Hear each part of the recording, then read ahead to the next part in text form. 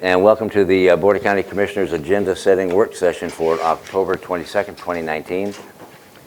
I introduce the commissioners. I'm John Hutchings, the chair, and this is Gary Edwards, Commissioner. And we'll start with Romero and work our way around. Romero Chavez, County Manager.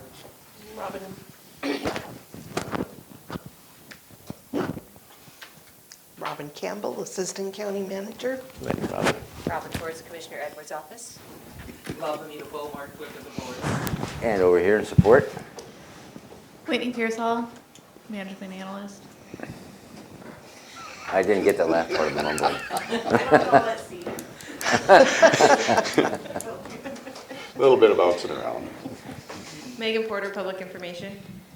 Katie Johnson, Executive Assistant. I'm sorry, what was that name? Katie Johnson. Katie Johnson, and welcome to the family. Welcome, you. welcome, Yes, Katie. welcome. Yeah, that's right. And welcome to all the other support staff, the backbone of the county here that are here. We're going to start with an update on homeless strategies with Keely Marino.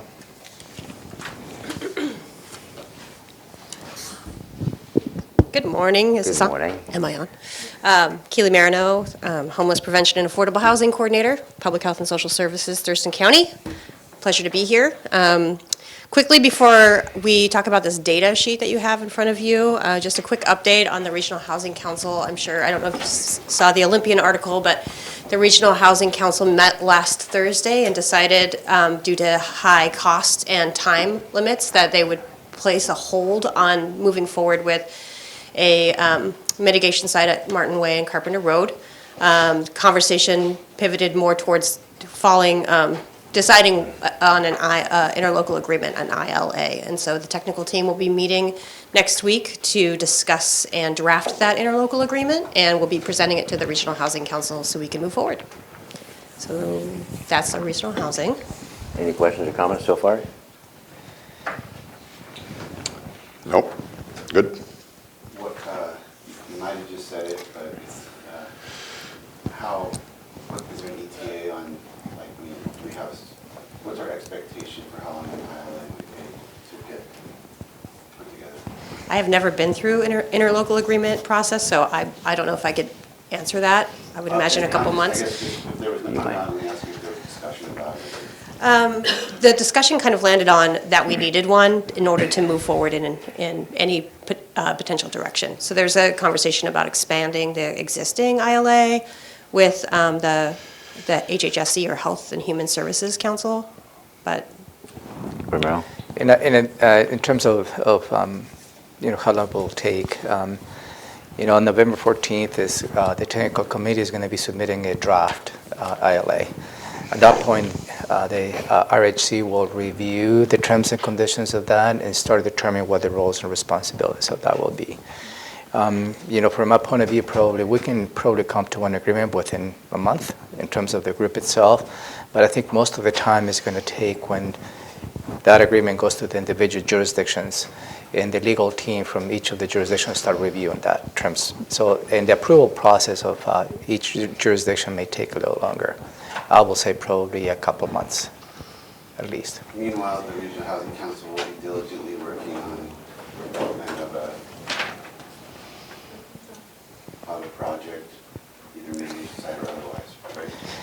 And that is the intent, really, is because I think if we agree in the terms and conditions of an agreement, at least at a high level, in the financial contribution by each of the jurisdictions, I think we can start putting our hands around the project itself. And yeah, I do believe there should be a parallel process as we move along. But Commissioner Hutchins cannot, he's a representative on that issue. That succinctly, you said it, because it is a major project. And once that $1 million figure kicks in, other conditions and requirements kick in too.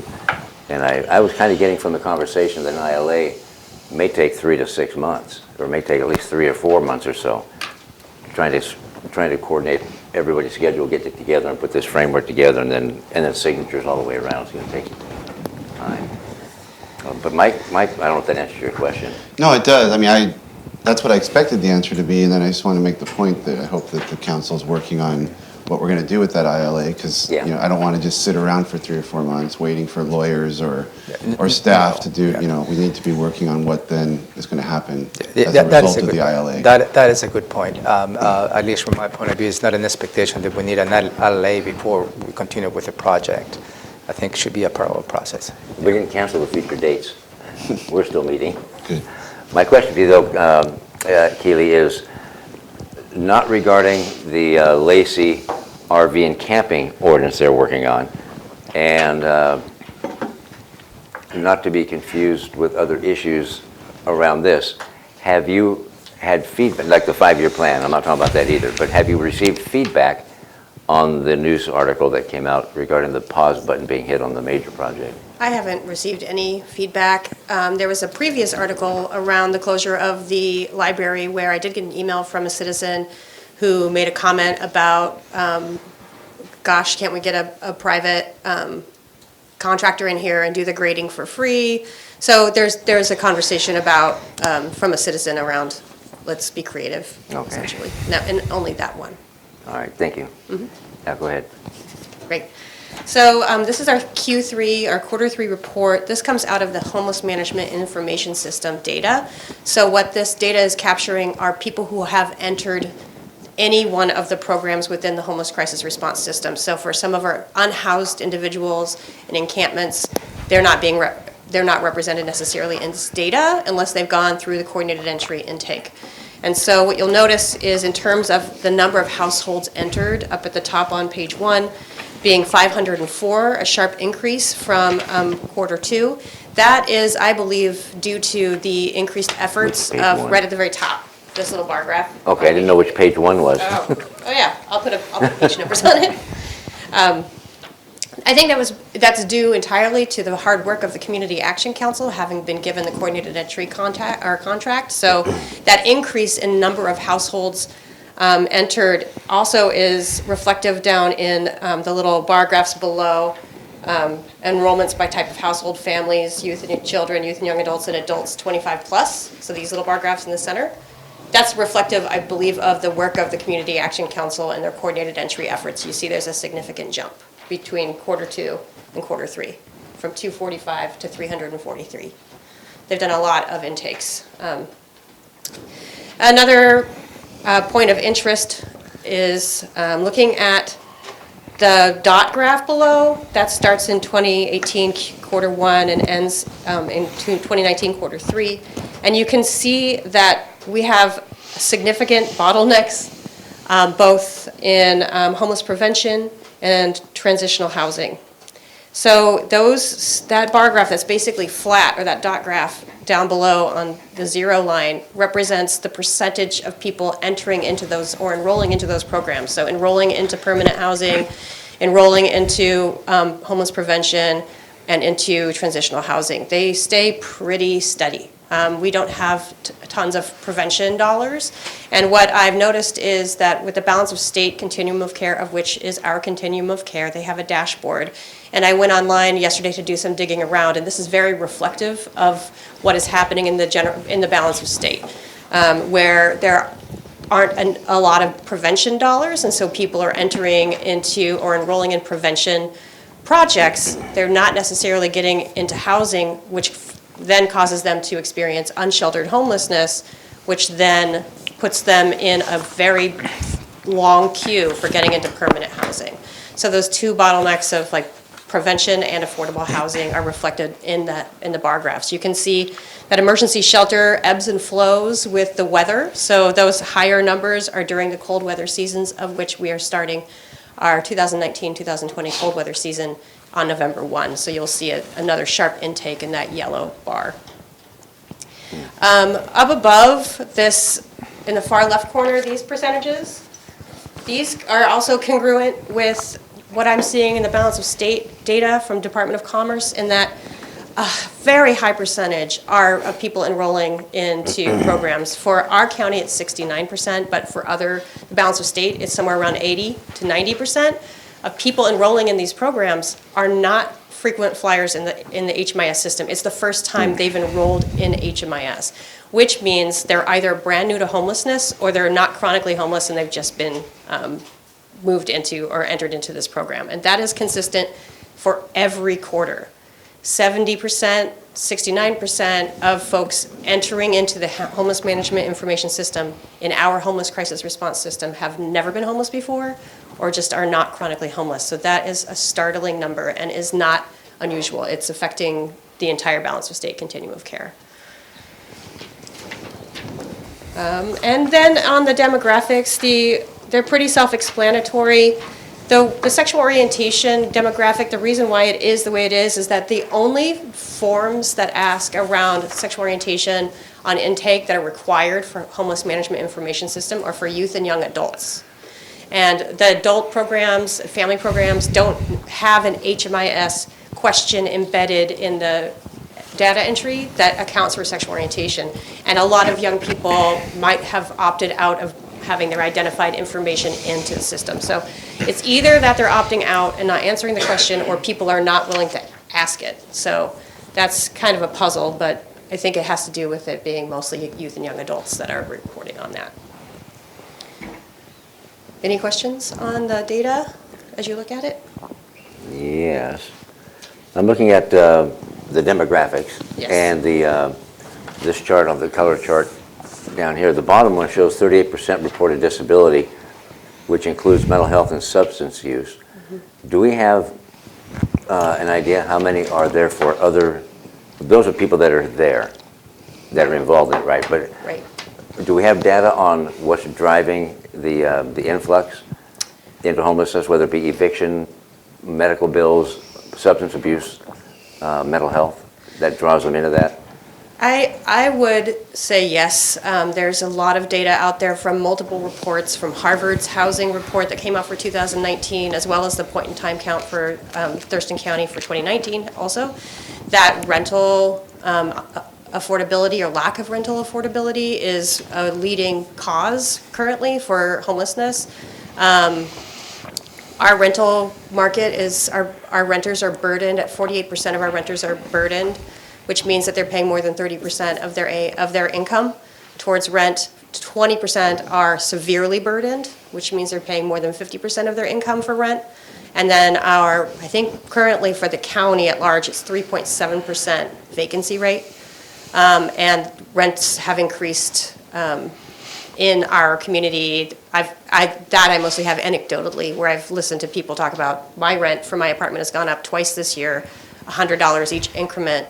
And the Department of Commerce has a statistic that for every $100 increase in rent is a correlative 30% increase in homelessness. So with rising rents, Wow. yeah, it's pretty That's a startling. national, and I know that was just Commerce, that's state, or is it, Yes. you're talking about, so the Harvard study, is that a national, It's a national study. that the leading cause is the rent and, Well, that report is just on housing affordability and burden, cost burden. And that report is, you can pull out each county specifically. So it's national, but you can find your county within it. So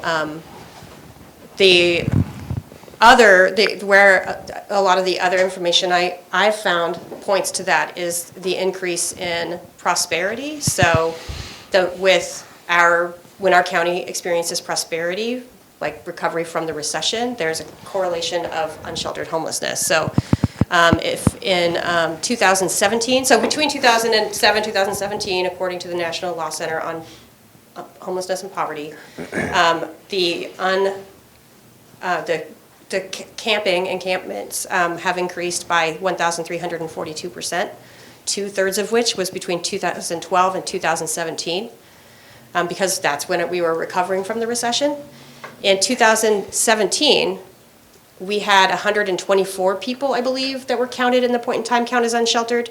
By 2019, we have 394 individuals counted as unsheltered in Thurston County. So that data, that 1,342% increase, is just counting to 2017, and we see a significant sharp turn upwards for unsheltered individuals between 2017 and 19. okay. Go ahead, Anthony. Those numbers, again, Keely, that 2-year times frame from the point in time, what were those numbers again? I believe, and I can get this, I No, can just confirm this for close. you, 124 was 2017, And then this last year was 394 for unsheltered. On this, oh, sorry. Oh, Go ahead, I thought Ted. you were done. 12% TANF. That's I'm wondering what that acronym is. That what it- is- What it stands for. temporary assistance for needy families. So it's a small stipend that certain families that meet the criteria get monthly. Public assistance. Yeah. Okay, and the 5% veterans, is there any indication any of them are on disability? I don't have that data from this HMIS report, but I can definitely ask at the Vets Hub. Okay, maybe as we wind up, I might have a couple more. Go ahead, Commissioner. I just was looking at the bars, and if we add up the seniors and the children, that adds up to an exact 33%. So we have about a third of the population that's children and seniors. And reading I guess that's a little surprising to me. Is that surprising to you at all? No. Has that been consistent, or does that feel like, is that a That- jump of some kind? That feels consistent. I think that there is an increase. The largest increase would be, I believe, in seniors. The average life expectancy for chronically homeless individuals on the street are between 44 and 48 years old. And so these numbers, increase in numbers of seniors would indicate that they've fallen out of housing, that they weren't chronically homeless. That would be my understanding of the data. That they weren't chronically They're not homeless? chronically homeless, they Yeah. have fallen into homelessness. Yeah, that's what I was kind of thinking too. And then this information is coming, I mean, this isn't from point in time self-report or whatever, this is from your actual database Yes. of entry, so Yeah. you can feel pretty comfortable at least about the age breakdown. Okay. Then regarding the 0 to 17, they follow in step with the statistics we heard at the school, North Thurston Education Foundation last Friday. It's appalling. Yeah. I'm just appalling that even though, just one example, a school bus pulls up to Sherman Valley and lets a family of kids off and they walk into the woods after school. Yeah. Yeah, and there's a 33%, I think 33% correlation between homeless kids with suicide ideation and homelessness. Significant. Anyway, do you have follow-up anymore? Are we about to wind down? I would like to I don't know, ask we'll wind down when we're done. Okay, well, Keely, are you working on anything having to do with the auxiliary dwelling units or trying to follow that as to any progress being made by any of the government entities in Thurston County? I have been aware of all three, Lacey, Water, and Olympia's conversations around ADUs with their staff. So I But know nothing- little. Nothing's come of any of that yet. Is that, well, maybe it has. Huh? Next Tuesday morning, staff is going to be bringing a proposal to you related to the ADUs. And I think staff has found a way as to how we can expedite the process of the ADUs. So next week and next Tuesday morning will be an opportunity for you to listen to some of the proposals. Okay. Good. Good. No, that's a step in the right direction, especially if other things aren't working out. Any activity at all on the Landlord-Tenant Act that you're aware of that would give homeowners the ability to maybe let someone stay in their garage or something like that, and maybe sign a 72-hour release or something? I know a lot of folks are willing to help during cold times, but they don't want to get stuck in this Landlord-Tenant Act where they have to go to court then to evict somebody. Right. Anything going on any of that? I don't have any information on that, but that doesn't mean there isn't something going on. I can look into that. Okay. Do we have any additional treatment for these people? Any more? I mean, the state's kind of walked away from mental health, and it's going, it's being dumped on local communities. Anything going on there where we can get any of these folks some type of mental health treatment? I know that within our system, the Olympia Buprenorphine Clinic or the Olympia Bupe Clinic has increased their practitioners and is growing exponentially for medically assisted treatment in downtown Olympia, and as well as the connected to that the Capital Recovery Center, where the Butte Clinic is located, has increased its outreach even out into Yelm to do referrals into the Butte Clinic and referrals into other treatment. Under affordable housing, that heading, I would say, anything that you're aware of? I mean, government is about 25% of the cost of housing. Anything being talked about where for lower income housing, maybe in conjunction with the ADU, that they be given some kind of a break? Anything pending there? There's many conversations happening right now around affordable housing, specifically with the, we have a funders work group that started. We've been talking about strategies around affordable housing.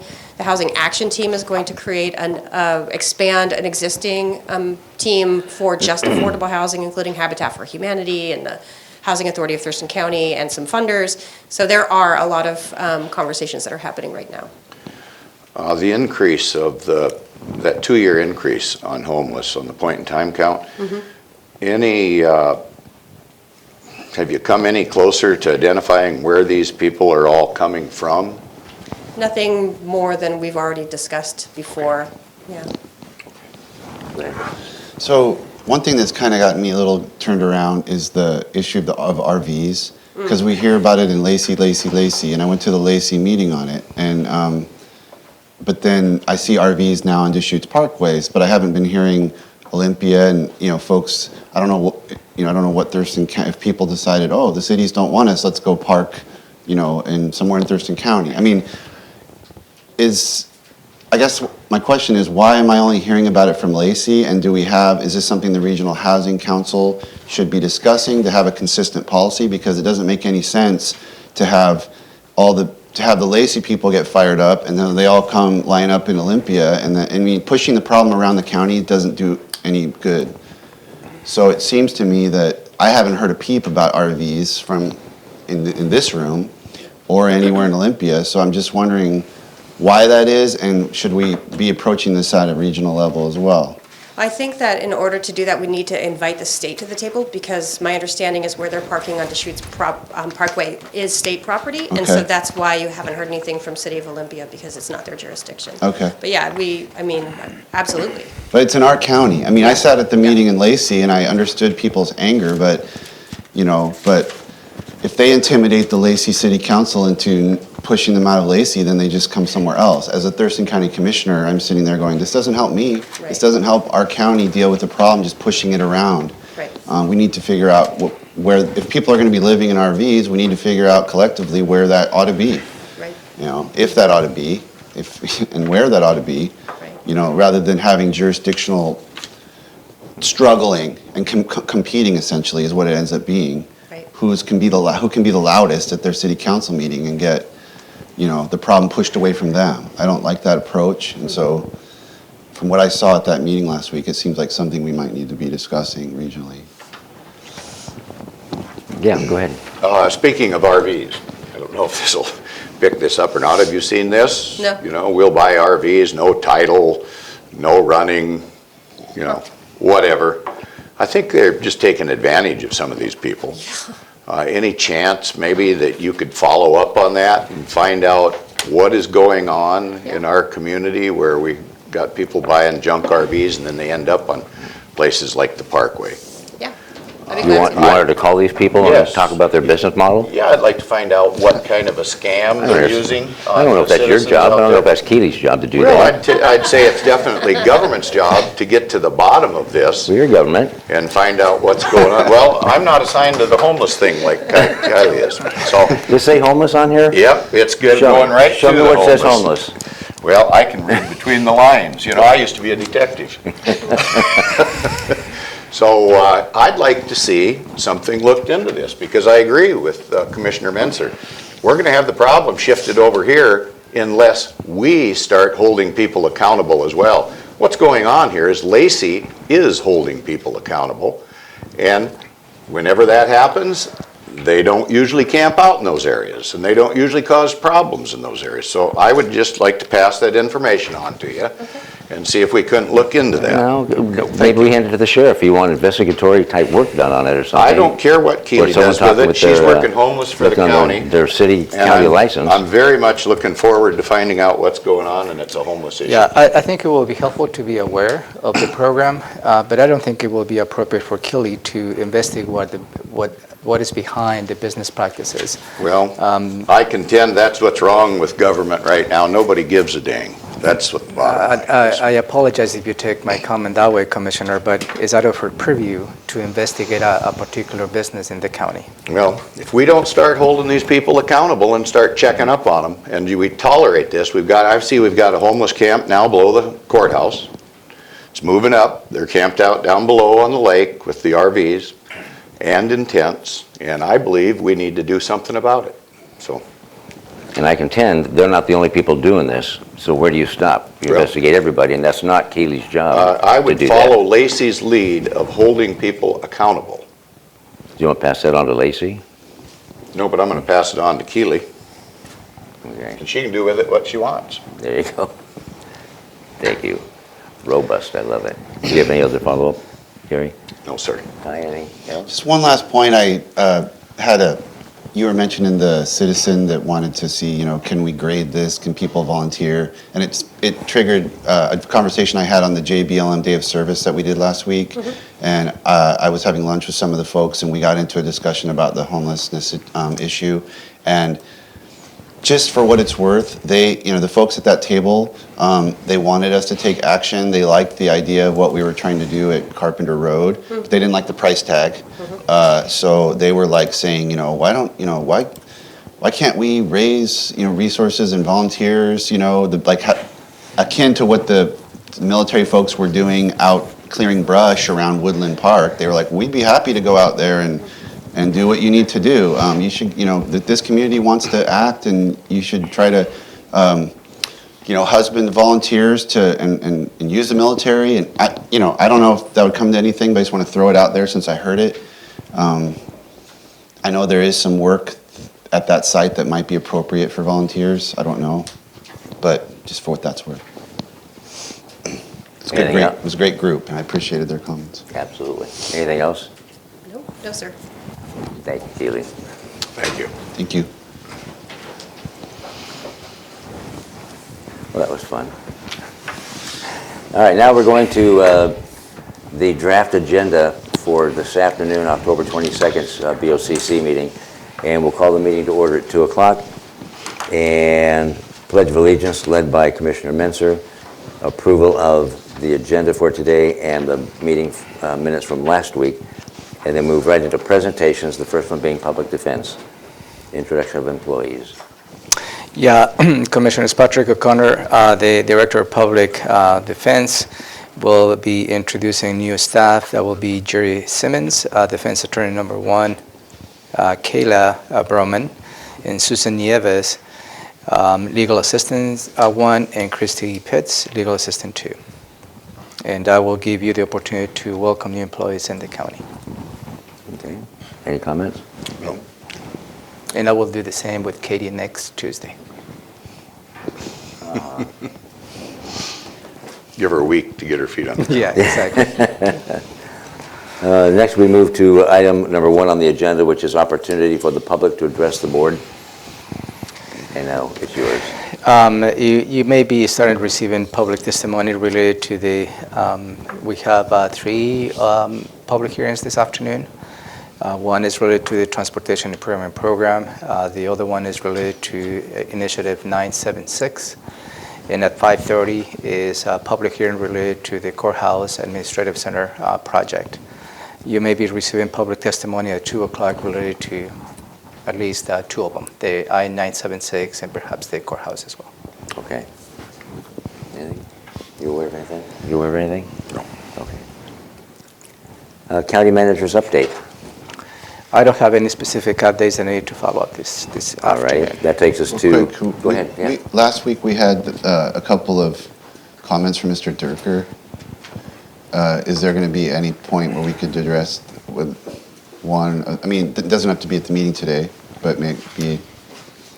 I have to go back on my notes and see what her specific comments were, because he... One of them was about, the one that I was just interested about was about county lobbying activities requiring PDC filings that we were With the deficient chamber. on in some way. That issue has been addressed with him in the past in a couple of occasions. Okay. And in fact, as he has stated, he filed a complaint with the PDC, and they lost his appeal. He's going to file again. And again, we have addressed that issue Okay. with him in the past. That's fine. Yeah. Agenda item number 3, consent items A, B, and C. The first one being central services for classification. Yeah, you heard this item before, and before I can give you the details of this particular item, Robin Campbell, as she took the lead on central services and facilities, she has gone through the process of looking as to how she will be organizing the facilities unit within her purview. So this is the first step for you to consider reclassifying a vacant position. There is Facilities Technician 1 to Facilities Technician 2. And this particular item will have an impact on the budget. They will go from $5,006 a month to $5,520 a month.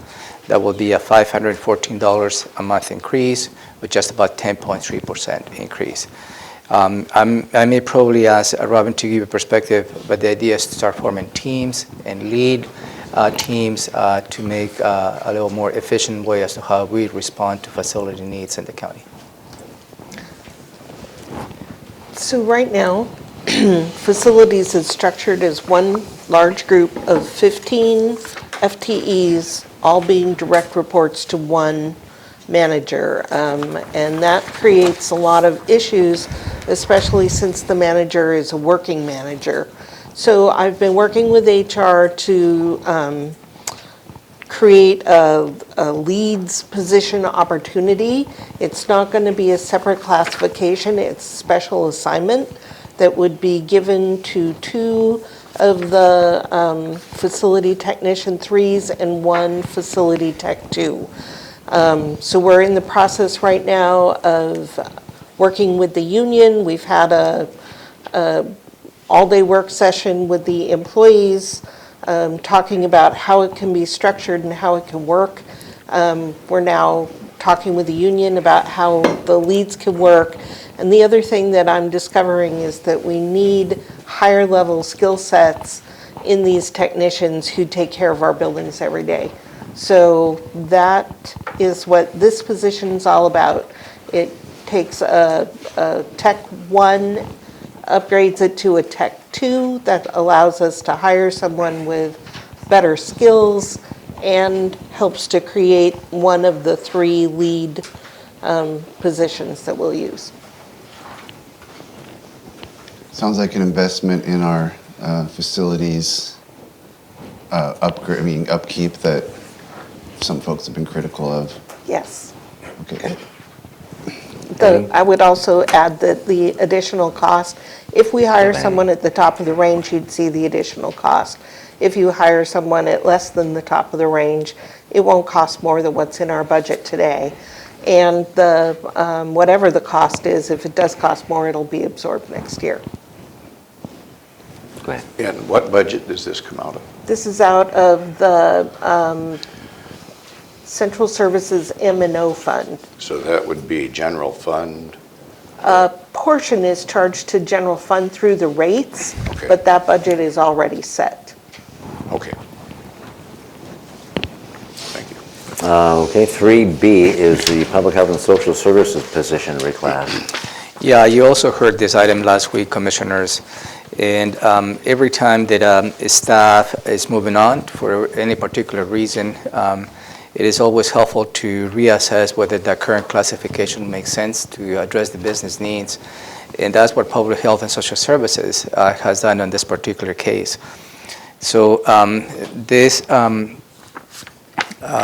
position is related to Jennifer Popchak-Kakim, sorry, I butchered her last name. She moved on to work for the state, so at this point, the director saw the opportunity to reassess that position, and the result of that assessment with Human Resources is to reclassify that position from the Service Specialist 3 to a Program Manager. This action will have an impact on the budget. They will go from $7,766 to $7,601. That will be a $138 decrease a month, or just about 2%.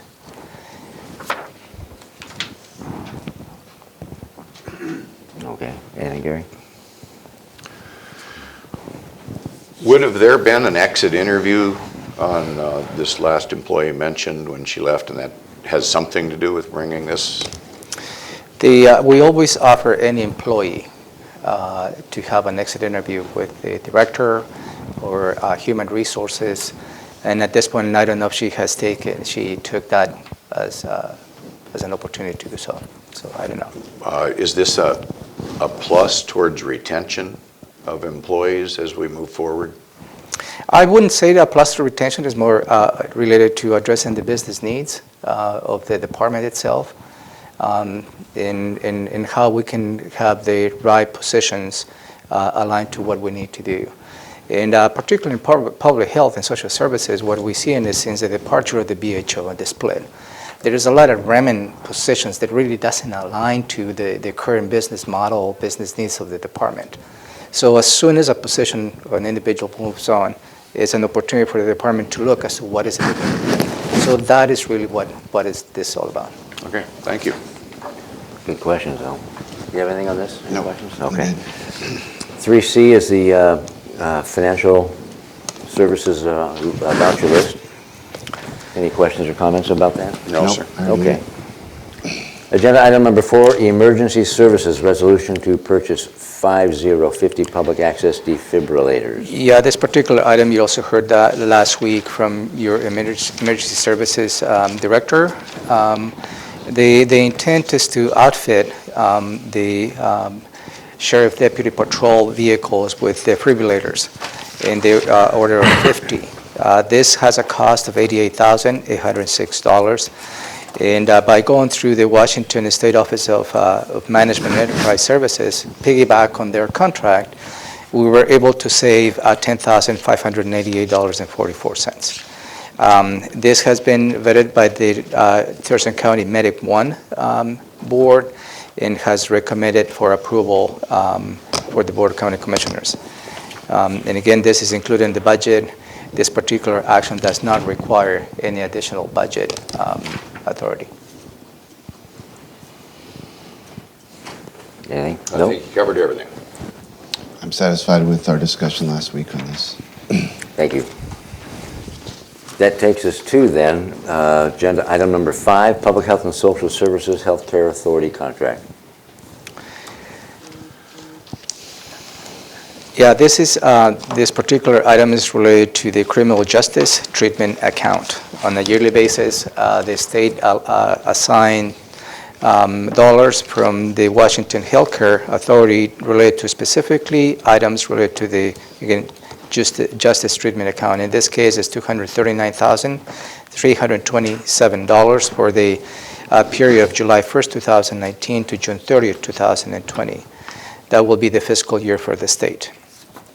The criminal justice treatment account, also known as the CJTA, is very prescriptive as to how the funds should be distributed. And in the state law requires that a panel should be formed. And the panel members for Thurston County includes representatives from Superior Court, Drug Court, Public Defense, Sheriff's Office, Prosecuting Attorney's Office, and a representative from a substance and treatment provider. So they met in September 2019, and they developed 5 major objectives as to how they planning to utilize this money in the upcoming year. Number 1 is substance use disorder assessment when requested by defendant's defense attorney.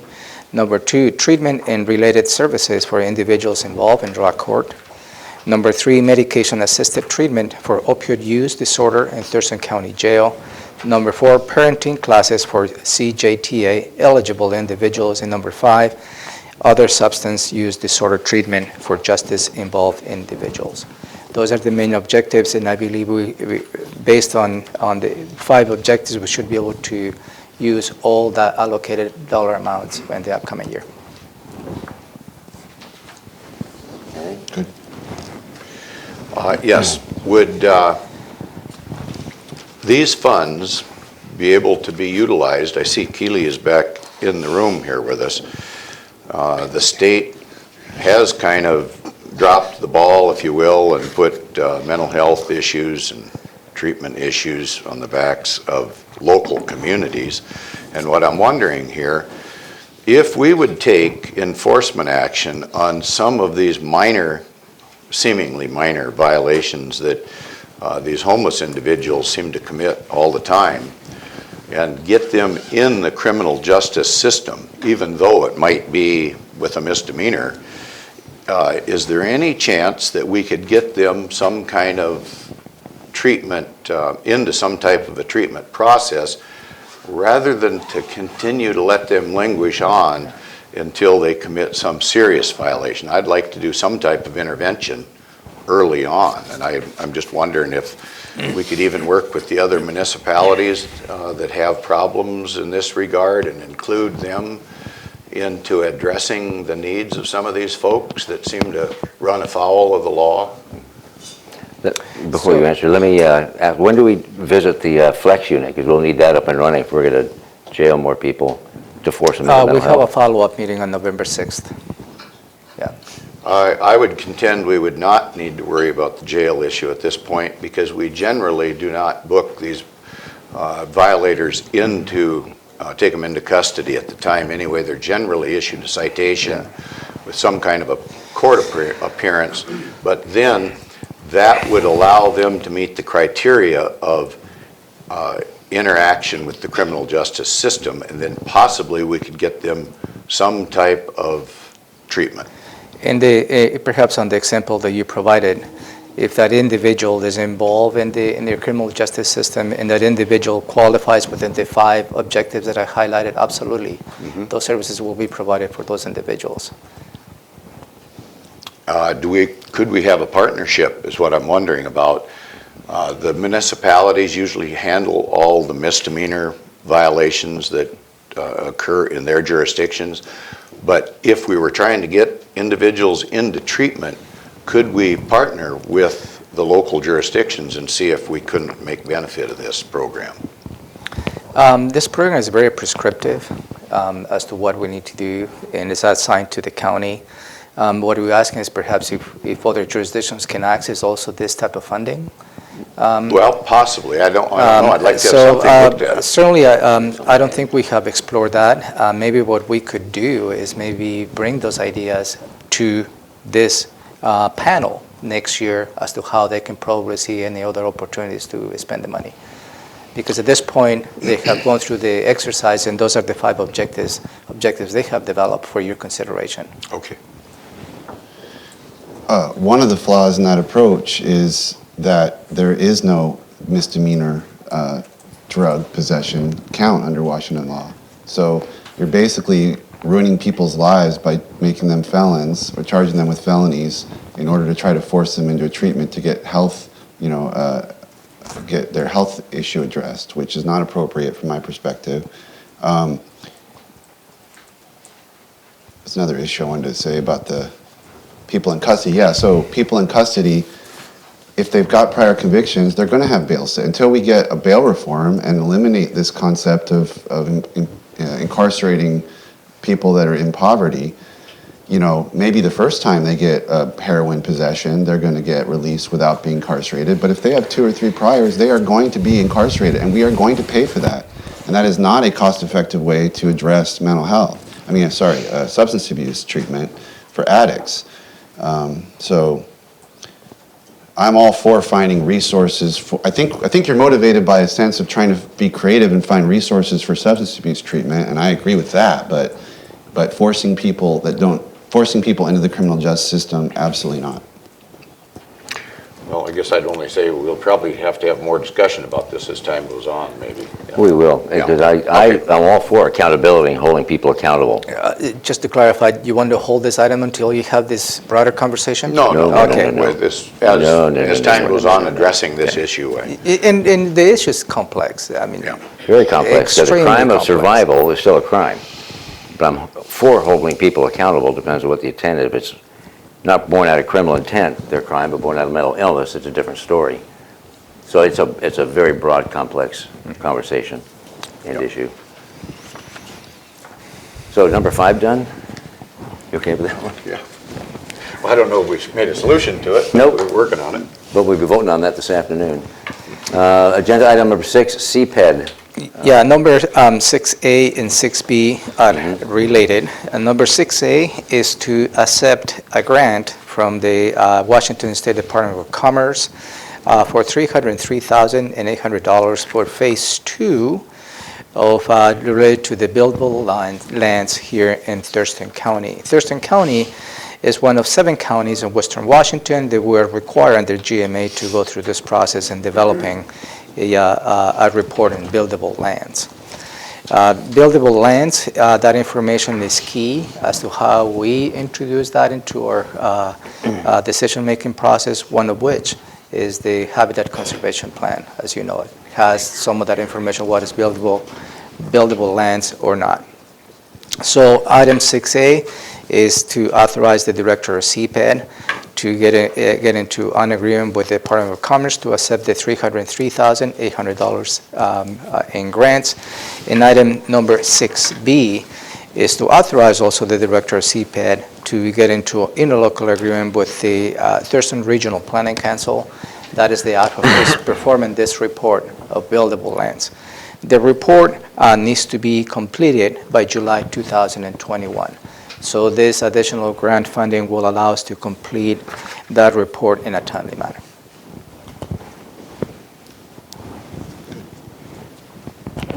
Wow. Good, thank you.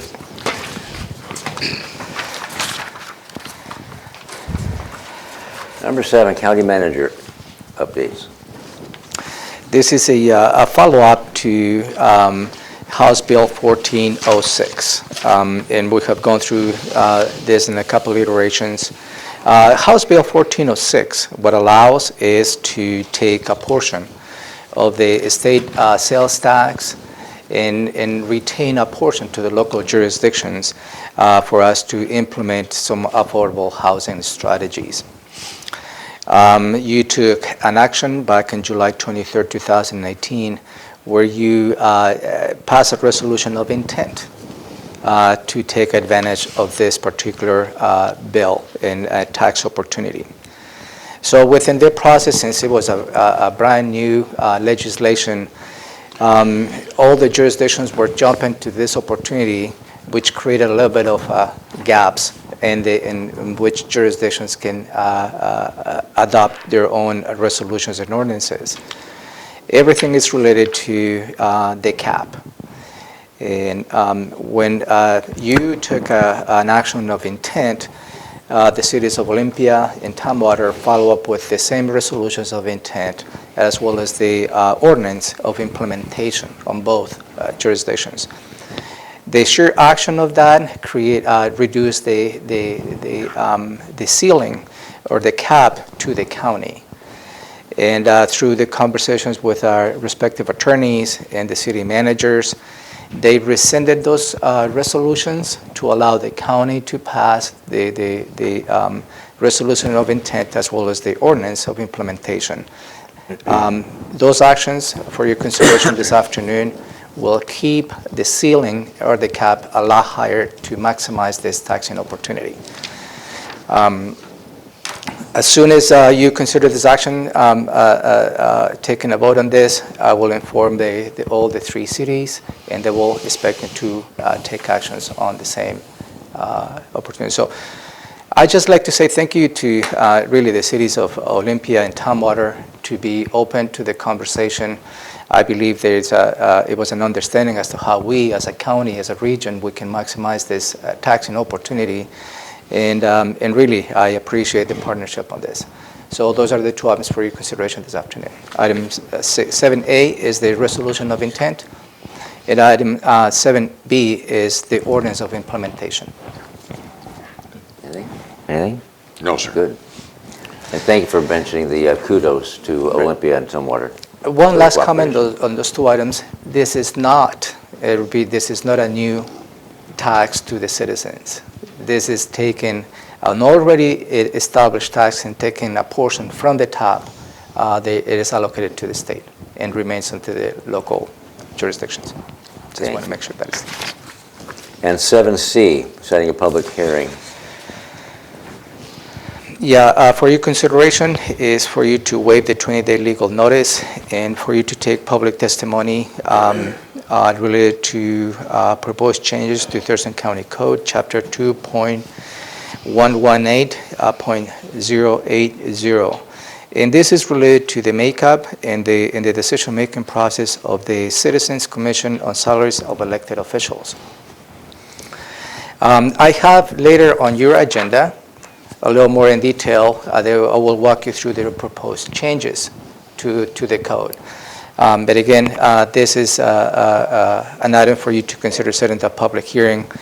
And again, on October 29, 2017, at 3 in the afternoon in this room.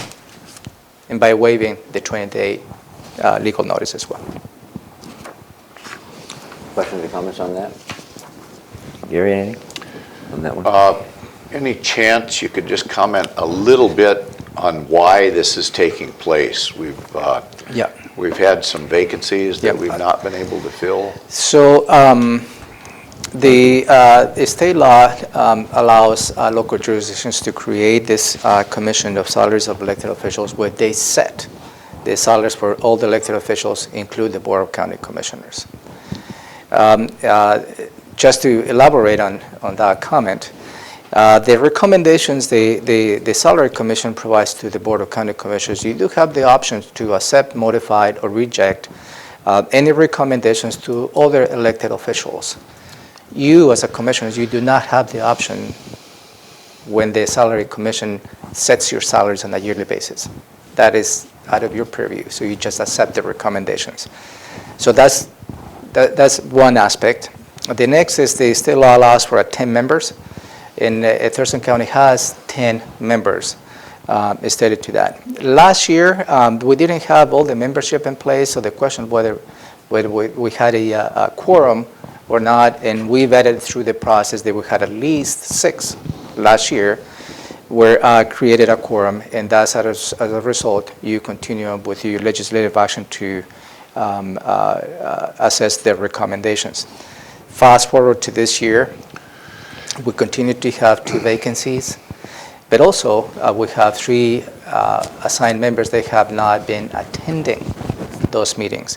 And I have an item for you to consider next week, board meeting, and I will walk you through when we get to that point. So that puts us in the position that we have 5 members going through this process, holding public hearings, receiving public testimony. But what has happened is Thurston County Code 2.11080 states that at least 6 members of the Salary Commission needs to make an affirmative decision before they come to you. So there have been meeting only 5, so they really don't have a way as to how they can provide the recommendations to the board. This proposal for you to take into consideration is soften that. It really gets to the point, without getting to the 6-member, addresses the quorum related to the individuals who have been appointed to serve on this commission, regardless of the number. But we are still beefing up the attendance at these meetings. Right. And the 5-member has been consistent this year, and you also have made an effort to recruit additional members. But again, there has been 3 members that have not been in attendance. And next week, for your consideration of the board meeting, will be for you to consider removing those 3 members. But I'll give you more detail when we review that agenda next week on that. I'll cut you off. Go ahead. Obviously, the public is not overly enthused about raising salaries, I don't think, for public officials. Maybe that's one of the things that, one of the reasons that we cannot fill the existing number of seats, because we've tried that for years. I would just like to point out that I've been an elected official for 6 four-year terms here in Thurston County, and throughout that whole time as an elected official, I have been an advocate that incumbents should not get any type of a pay raise during their term in office. They know the pay raise, the amount of money that they're going to be compensated when they sign up to run for office. So I'm wondering if we might be able to adjust the verbiage in the ordinance at the same time, and maybe just have this commission meet once a year or something to review things like cost of living and overall costs, but put something in there so that incumbents would not get a pay raise while they're in their existing term, but would get it if they were reelected to that term or any new person that was elected to the position. I'm just wondering if there's a way we can finagle the will of the people a little better into this ordinance. And I would love to go into it in depth and maybe have a discussion on it, but I think that's one of the reasons we're probably not able to draw adequate numbers to these the salary sitting commission. So I don't know if what my seatmates would think about that, but I would certainly entertain discussing that. And is that the appropriate venue after this hearing? Could we make those type of adjustments to the ordinance? Is it a broad enough possibility in this upcoming hearing? Before you answer, I just want to contend, I don't agree with your premise that 3 people aren't consistently showing up because they're tired of elected officials receiving a pay increase. I would think that if people are up in arms, that would draw we'd have that 10-member board and a waiting list to get on so they can stop this train.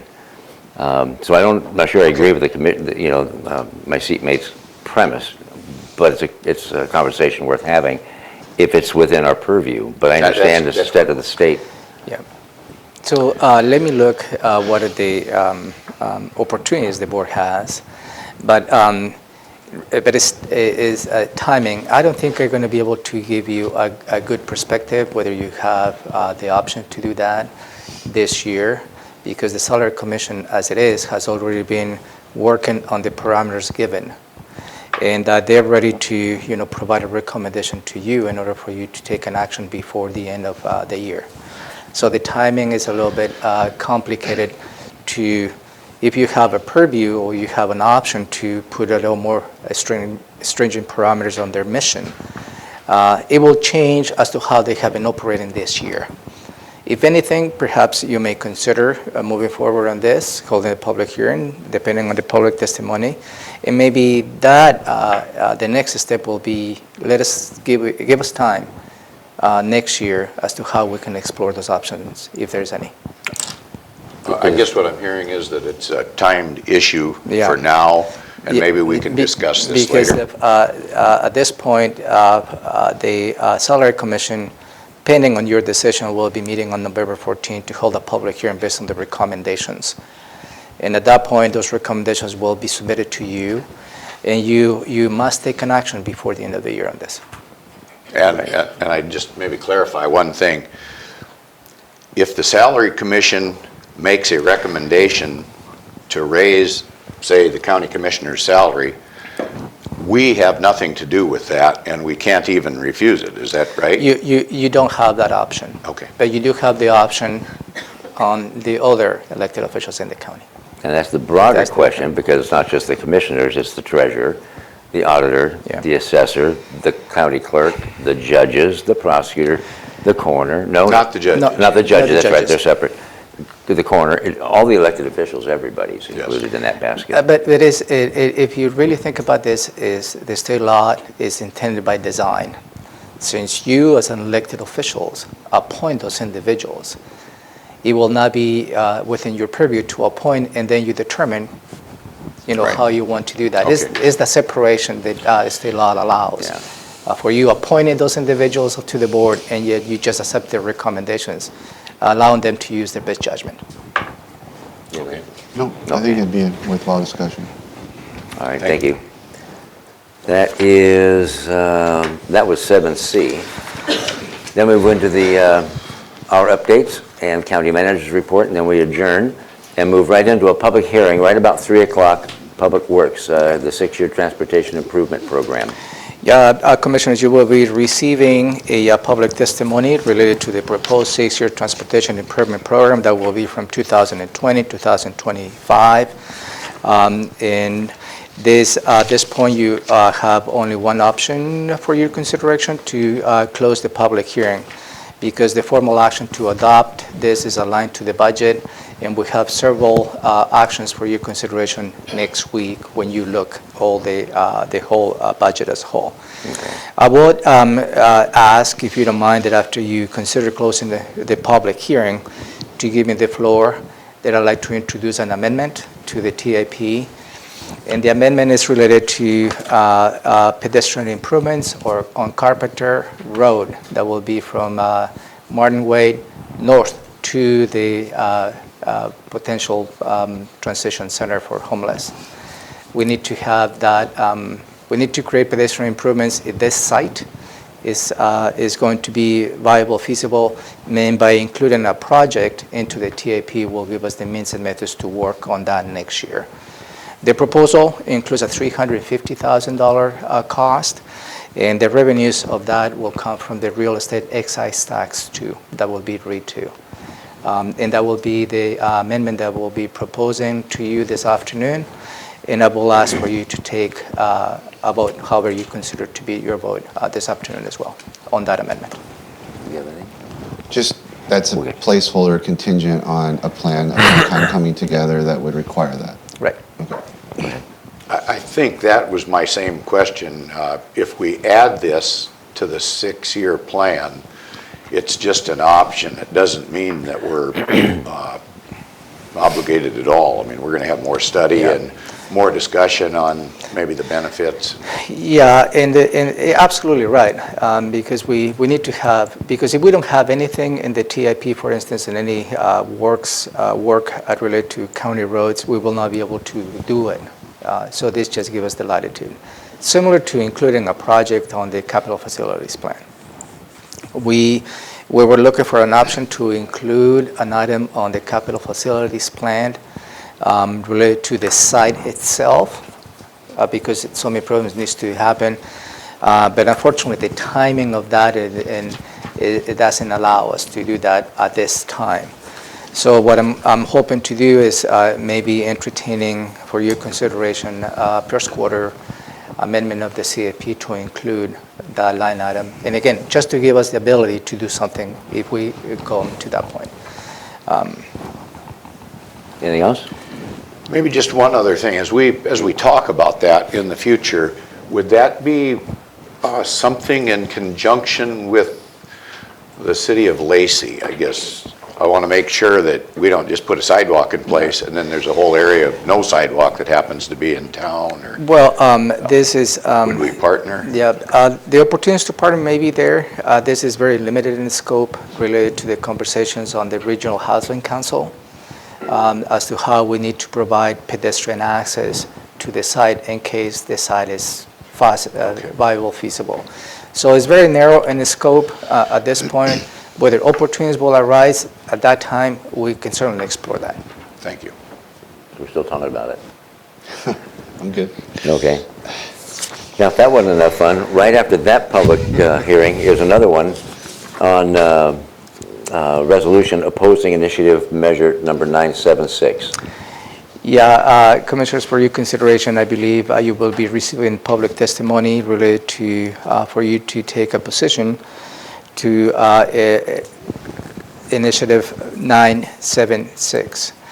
Initiative 976, and let me get, will ask the voters to reduce the vehicle license fee to $30 as a flat fee. So you have seen and you have reviewed the proposed ordinance. You have provided some comments to that. But let me, I think, clarify as to what the intent of this is. The I-976, the vehicle license fee, there is no really a direct relation that the county, gets money from that vehicle license fee. So there is not they pay $1 and the county gets 50 cents or 20 cents. That connection is not a direct connection. And this is just verbalizing your discussion for the public's benefit. The issue is the impacts of 976 will be obviously on the state related to major projects here in Thurston County. And you stated on the proposed resolution, they bypassed on the State Route 510 in the Yelm area as an example, as one of those regional projects that may be affected by this initiative. If you take this further, the impacts will be on I-5, also down the road, meaning right now the state legislature has given us close to $3 million to have a study, circulation study between Mounds Road and south of Tumwater.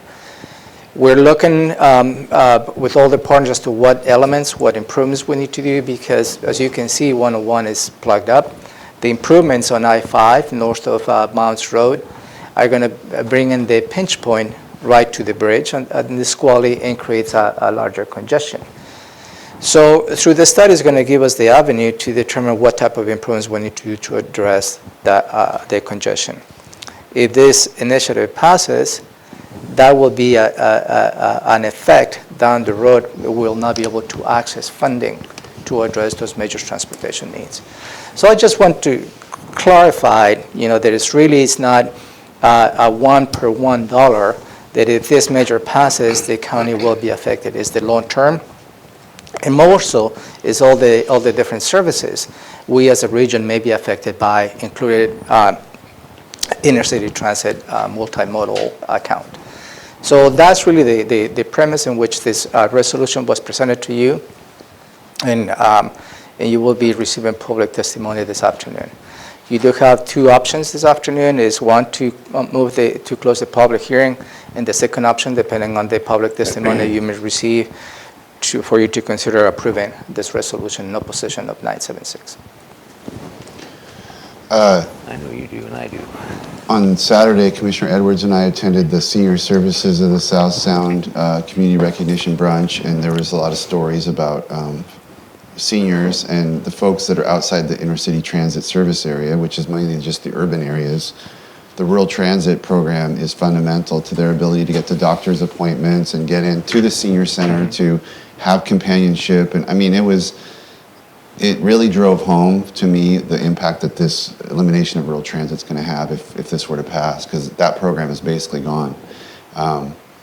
So I want people to think about that in addition to the big transport, I-5 and big building roads. It's going to have a human impact in a really meaningful way. I also wanted to hope that the commissioners, if we hear public testimony and we feel inclined to act, that we'll be ready to do that tonight, because the ballots are out.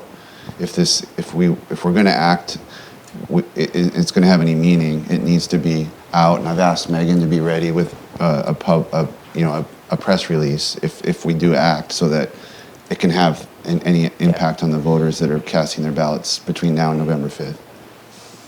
Good point, and that is the purpose of having the two options for you this afternoon. Commissioner? Well, I guess I'm just going to let this go I was quite disappointed that the state legislature did not take this up to address some of these more serious issues, like the bypass or the seniors. As a general rule, I wouldn't be in favor of doing this, but it was too much, I guess is the way I have to look at this. And congestion is a big problem. Transportation for seniors is a big problem. I agree with Commissioner Mentzer on this. That's it. I stand to benefit from this if it passes, this initiative. Yet I will not vote for it, and I don't advocate for it. And that's because I don't trust the state government to do the right thing.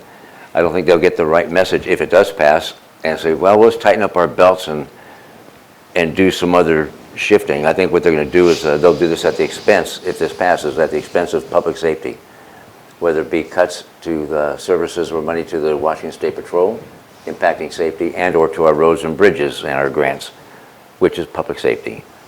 So I can't advocate for this one. I'm looking forward to this tonight.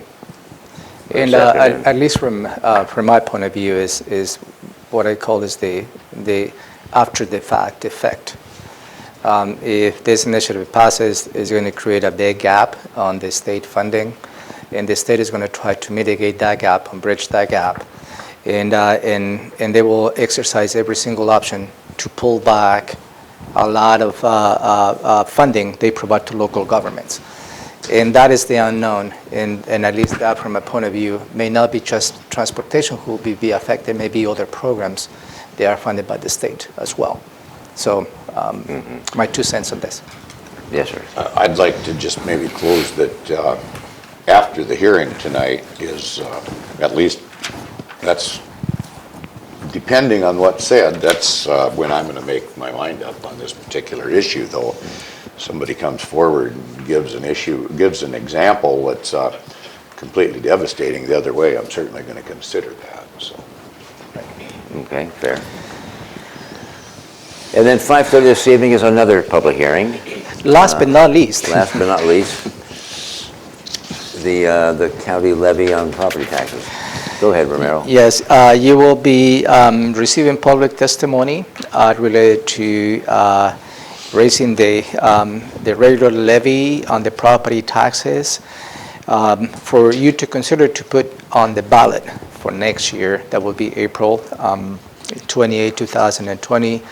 And the purpose of this is to fund a new courthouse and administrative building. And the request that you may be considered putting to the voters will be to increase the levy in the property taxes by 47 cents per 1,000 valuation. And again, you didn't have to hold a public hearing related to this particular action, but you wanted to be transparent and give all the public the opportunity to give you yet another opportunity to hear their perspective. I'm expecting to have a significant amount of public to come. We're going to be holding downstairs on room 152 just to make sure we have enough capacity. And also, for your consideration is 2 actions for you, is to close the public hearing and then to consider adopting the ordinance to place this on the ballot next year. I will ask you to, if you are considering to move forward on the second motion, to give me the floor because I would like to introduce an amendment to the ordinance. And the reason that I'm introducing this amendment to the ordinance is just to make sure that that amendment is clear to the public and is vetted by you and the public setting. And the amendment to the ordinance is going to be a language. We as a staff missed on the ordinance when this went through the public process. And what was missing is gives you a little bit of flexibility to the board in the event that you have additional revenues as associated with this particular measure. And because at this point doesn't give you the language, current language doesn't give you that flexibility. That flexibility was included on the previous ordinance that you passed back in April, but this one doesn't include that, so I will be introducing language to that this afternoon, if you give me the floor. And you'll introduce that at the close of the public hearing, before the motion, or after the... After the close of the public hearing, if the board wants to take an action, follow the closing the public hearing, please give me the floor for you to exercise a vote on the proposed changes. You don't have to do this publicly, but I encourage you to, just because have everything on the public eye will be beneficial. Questions, comments? Is there any real reason to do it? If we decide that we know what we want to do, is there any good reason to do it after the hearing versus the following Tuesday? I'm guessing, I say that because I'm guessing we're going to hear a lot. And when we're going to hear a lot, it's always good to process what Yeah. you've heard, unless there's a reason. Yeah. Like with No. 976, No. big reason. There is not a timing issue. Okay. There is, you have time. I'm just giving you the options to you this afternoon. Okay. And you can certainly, pause and, process all the public testimony you might be receiving this afternoon. And when you're ready, I will schedule another follow-up meeting where you have the opportunity to weigh in all the public testimony you received this afternoon. And at that point, you will give me directions to when you'd like to exercise this formally. But again, I'd really like to introduce that proposed changes in the public eye this afternoon, one way or the other. So that flexibility given to the board and what you're going to amend or propose, can we see that ahead of time?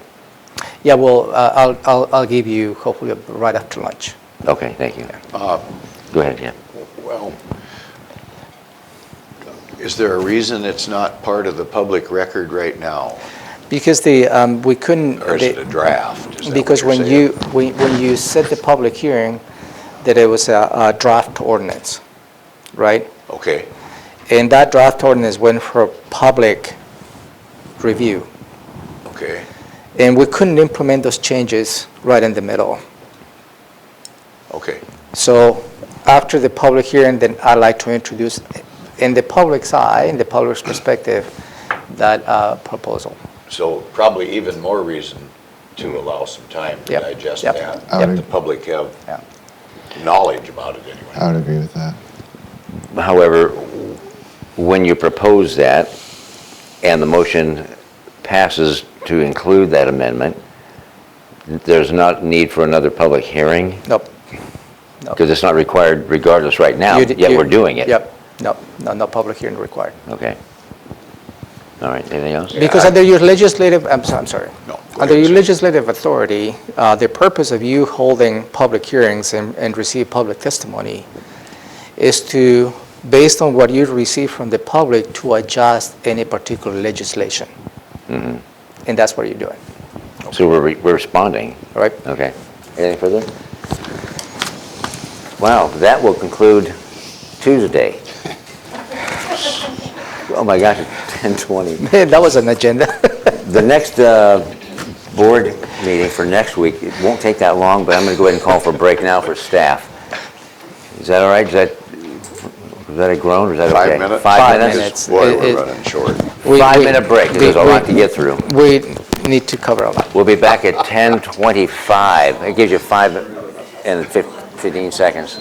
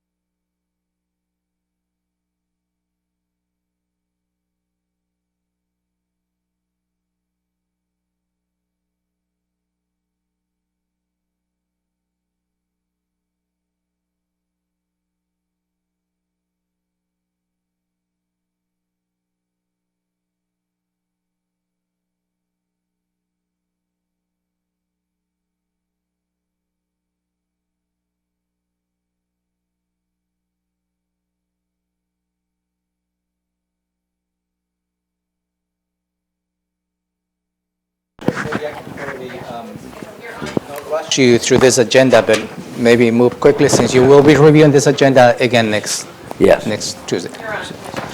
All right, welcome back. We're now going to pick up the agenda for Tuesday, October 29th, 2019, next week.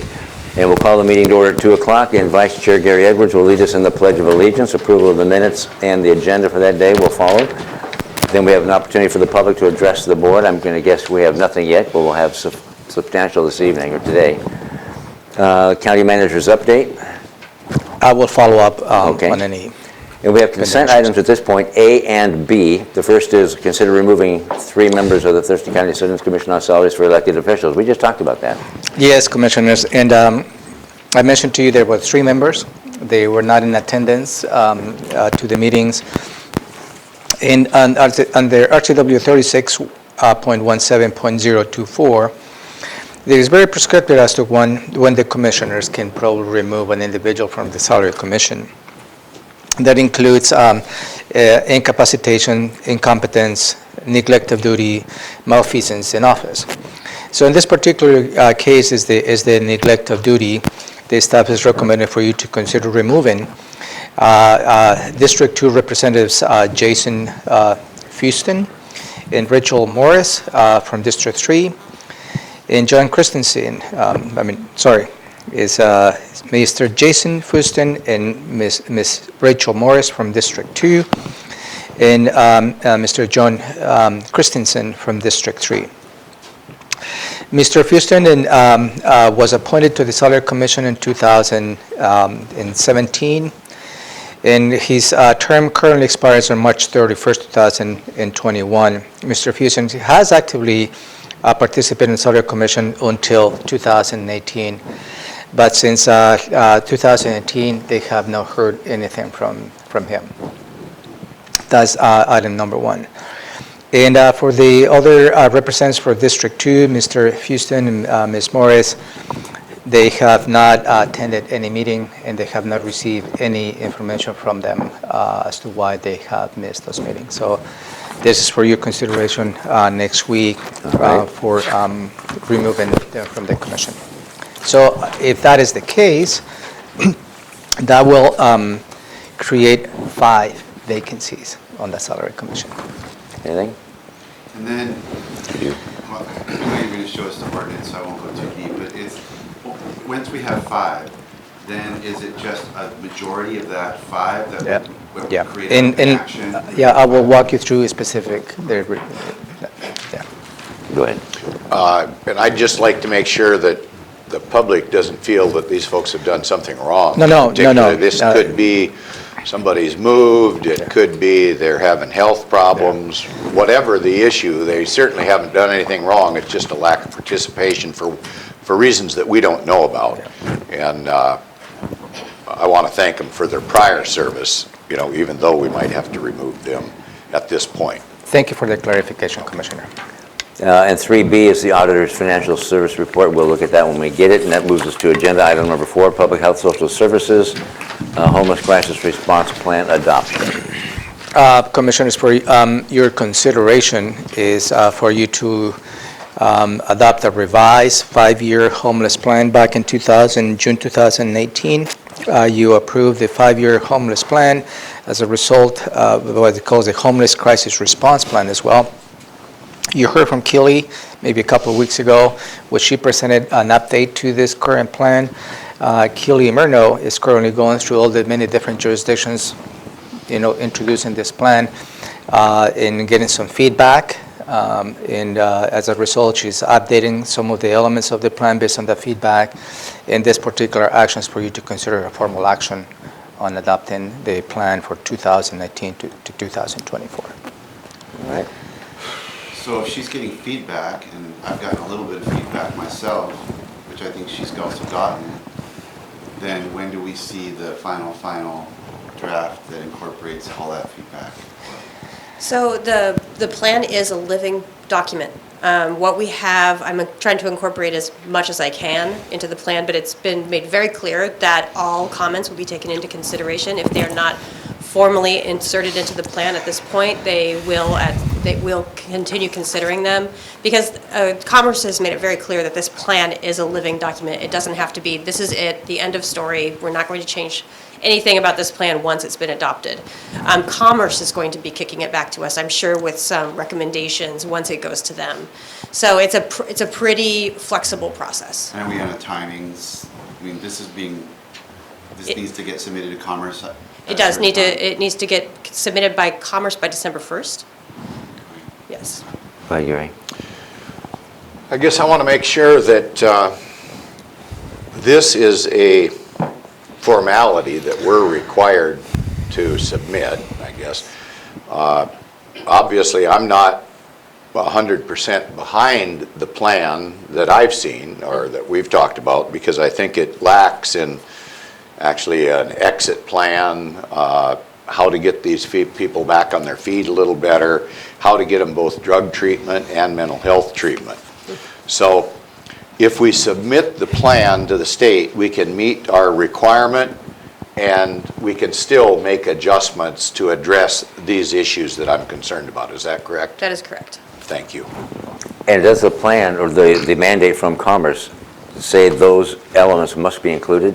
No, the elements that are required to be included are outlined within the plan. This is a prescriptive plan from Commerce, and so they asked us to identify the 5 objectives. We must address the 5 objectives with their guidelines around best practices. So a lot of the elements within the plan are directives from the Department of Commerce, and so as are the performance measures. So I think that is some of there's dual processes going on, and so in Olympia they're having their homeless response process, which is very public. It's being drafted by the public and by providers, et cetera. And while this plan is a guidance plan that has very specific requirements that we must meet.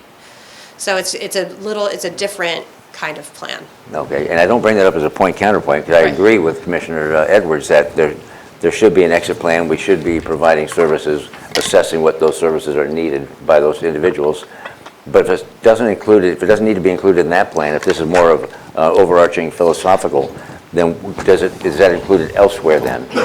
Or does it get inserted into this plan? Well, one of the intentions I had in redrafting this plan is not to be duplicative in any way. And so, as you know, you adopted the opioid response plan in June, I believe, 2019. And so instead of recreating elements or strategies within that plan for addressing substance use issues, we're going to synchronize with that plan. Same with affordable housing plans. Every jurisdiction has put together their own version of affordable housing plan. So rather than take up 80 more pages within our 5-year plan, we call out strategies to align with those affordable housing plans already in place. And so I don't believe in recreating the wheel, that if we have approved plans that connect to the 5-year plan, then let's align with those strategies and let's use those plans. Good, because what we're hearing and what you're reading as well is the same thing, is that people are saying, unless you're addressing every one of these prescriptive needs, then the plan's worthless. And I don't agree with that, as long as they're aligned somewhere. Yes, sir. What's the one or maybe 2 things you're hearing most frequently in your presentations about negative feedback about the plan or deficiencies? Is there something that you're hearing over and over from jurisdictions? Not necessarily. I mean, I've had very few comments that have come in via email. I've had one comment come in from a citizen, which I believe that you've also read. That's the only one. Besides, there's one other very negative, very short one-sentence one that came through that does not bear repeating. And it's, thank you for the comment. And then I've gone to every one of the jurisdictions at this point, and I've only received 2 written comments. So in my conversation with Lacey last week, there was just some kind of one-off. So making sure that the language around the Veterans Hub and Lacey is added to the prevention side. A lot of questions around how does this increase affordable housing, which that question comes up a lot. We need more affordable housing, which absolutely. And that's where those strategies link up within the plan to ensure that the affordable housing plans already in existence are operating within the 5-year plan structure. So I'd say mostly affordable housing is what I'm hearing. Thanks. Thank you. Anything else? Well, I guess I'd like to just thank you for your work. I know your heart's in the right spot, and I know sometimes you catch a little flack, and I apologize for whatever that citizen, what kind of comments you couldn't repeat, for sure. So I know you're working in a bureaucratic process that sometimes can be quite complicated. Thank you. And a lack of civility is pervasive. All right, thank you, Keeling. Yep. 4B, approval of Amendment 10 to the Washington State DOH, Department of Health. Yeah, this is for your consideration, Commissioners, to accept an additional $1,256,293 from the state. And this is related to the consolidated contract. This consolidated contract is the means and methods as to how we the county receive federal and state dollars to provide public health services. This particular additional money will amend statements of work related to emergency preparedness and response, childhood lead poisoning prevention, foundational public health services, and national estuary pollution prevention. And also amends statements of work related to maternal and child health block grant, drinking water group A and B, and tobacco and vapor products prevention and control programs. And again, this is for your consideration to accept additional money that will give us the opportunity to provide additional services to our community. And this contract goes from January 1st, 2018 through December 31st, 2020. And if you have any questions related to the particular programs, Shelley is here to answer any questions. I don't. Well, it's hard to question when we're getting money in. Yeah. Yeah. So no, it's pass-through funding, and we in turn try to provide services. That is correct, sir. Pass-through funding. Yeah. So. All right. Number 5, Public Works, adoption of an amendment. This 5A, that is a follow-up to the public hearing you received on October 1st, 2020, related to proposed changes to Thurston County Code 1520, related to changing the apprenticeship percentage from 10 to 15%. You did not receive any public testimony, I received. And for your considerations to approve the resolution next week. And this applies to public works projects that cost $1 million and more. And also this particular resolution, mandates the county manager to provide a yearly report as to the effectiveness of this particular option. Questions? No, sir. Wasn't there an amendment we were supposed to be doing? The amendment that you have is the exceptions of waivers.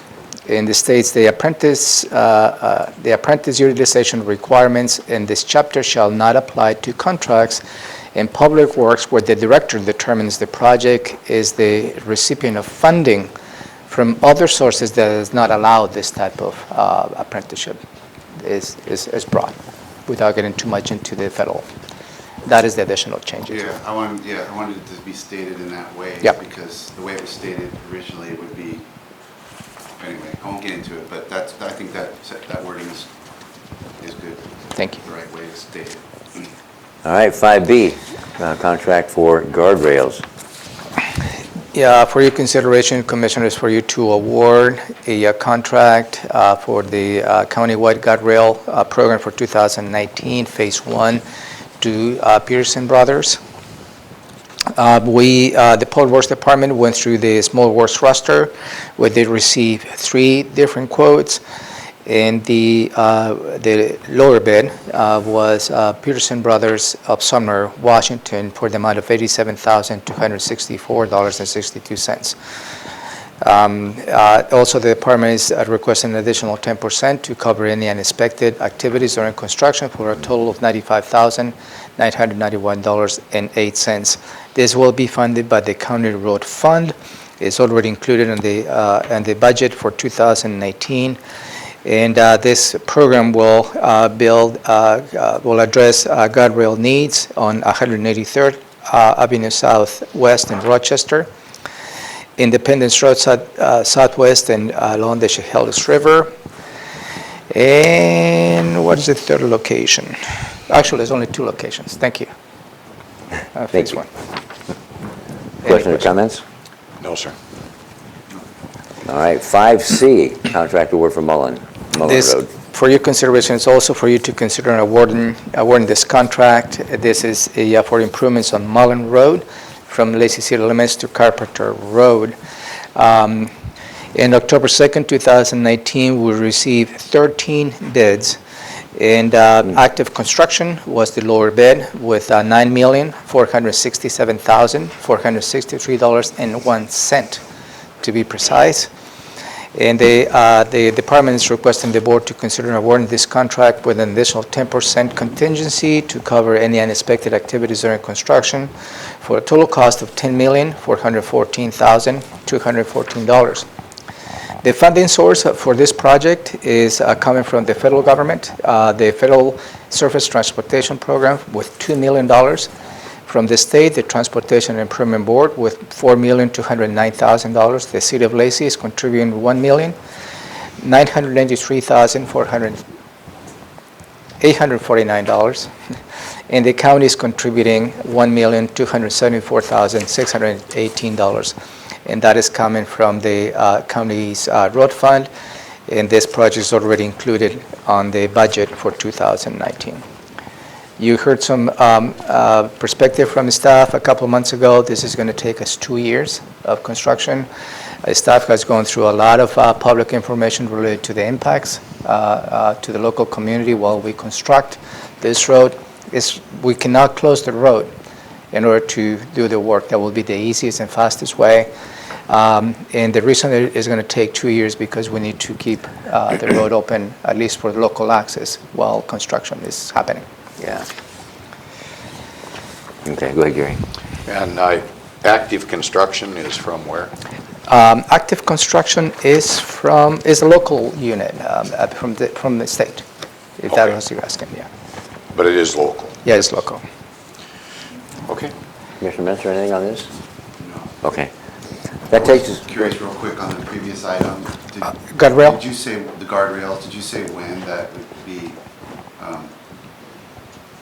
or the construction or the project would be implemented? That can probably start occurring as soon as we award the contract. Since there is a guardrail work, it really doesn't require, it's not tenant. So it's going to be pretty soon? Yeah. Pretty shortly, okay. I'll have to report that stuff down in Rochester, Chief. all right, item 6, A through I is all budget related. So we should be able to scream through this, I would think. Yeah, Fairly and quickly. Robin will walk you through, and again, you had a preview of all the different motions and resolutions you will be considering maybe a couple of weeks ago, but the order of the resolutions may change, I believe, Yes. just to make sure we follow the right steps. All So right, Robin will walk you Let's through. rock that. and roll. So just very quickly, running down the whole list, item A is the adoption of the midterm budget adjustments. Those have been public and available on our website and also by request. Item B is the capital midterm budget adjustments in line with the capital facilities plan, which is item C on the list, is the adoption of the capital facilities plan. Item D is the adoption of the equipment rental and repair, also known as ER&R rates. E is the adoption of the indirect cost plan, also known as the cost allocation plan. Item F is the 6-year transportation improvement plan that is in line with the capital facility plan. G is your any changes to FTEs and positions and job descriptions called position control. Item H is the setting of salaries for classified and other employees in the county. And item I is the establishment of a fund specifically to support parks and trails. Okay. Questions? So each one of these items will be voted on separately by the board? Yes. And that's by law, isn't it? We don't do this as Well, consent. no, this would not be consent. It's not consent.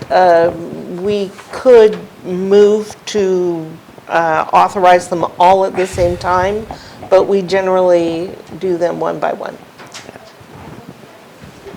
Anything, Gary? I guess not. Okay. Anything further? No. Then we do our wrap-up of reports, and we're done with that meeting. That takes us now to Proclamations and Awards. La Bonita Bomar.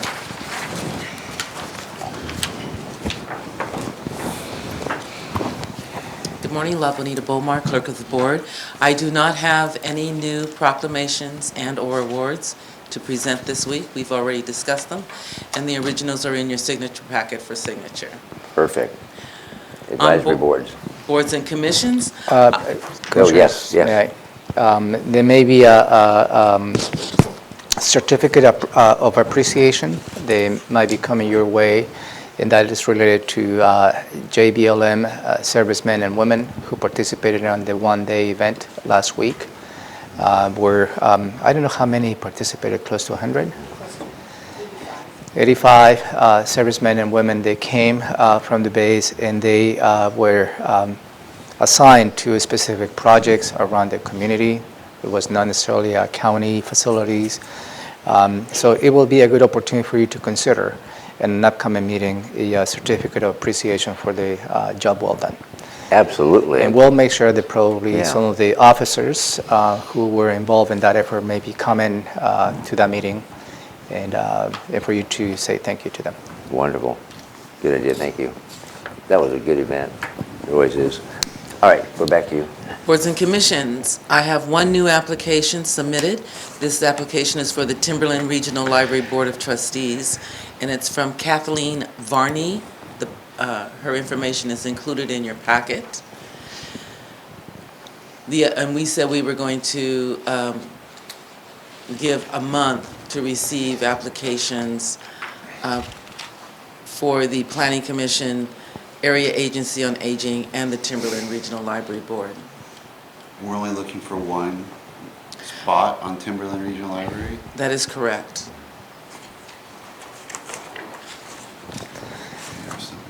Can you give a report of some of the emails that we have received supporting a particular application on the Planning Commission?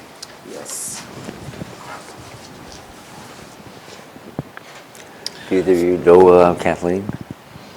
I do not, that I'm aware of. No, I don't know her. She looked, I mean, just looking at her resume, it's pretty impressive. Yes, it is. Jeepers. When do we decide on that? You can make your Make a decision today, if you like. any day, anytime you want me to put it on, I can get it on. I'll turn to my seatmates. Go ahead. I guess my question is, on some of these boards and commissions, a lot of times we get input from the head of that board and commission, something, like that. For an example, Area Agency on Aging, we like to make sure there's no conflict or anything. Yeah. Has there been any communication with Timberland Library at all? I mean, could we at least call, what do you think about this? Or references? Or anything like that, rather than us just arbitrarily make a decision without knowing a person? I will contact the library board and let them know of this. They will receive this application. I always email it to them. But their board, I don't know when their next meeting is. I can check into that for them to review the application. But being there's no time issue on this, just, let's not rush into it. Let's hear what the board might have to say. That would be my preference Yeah. anyway.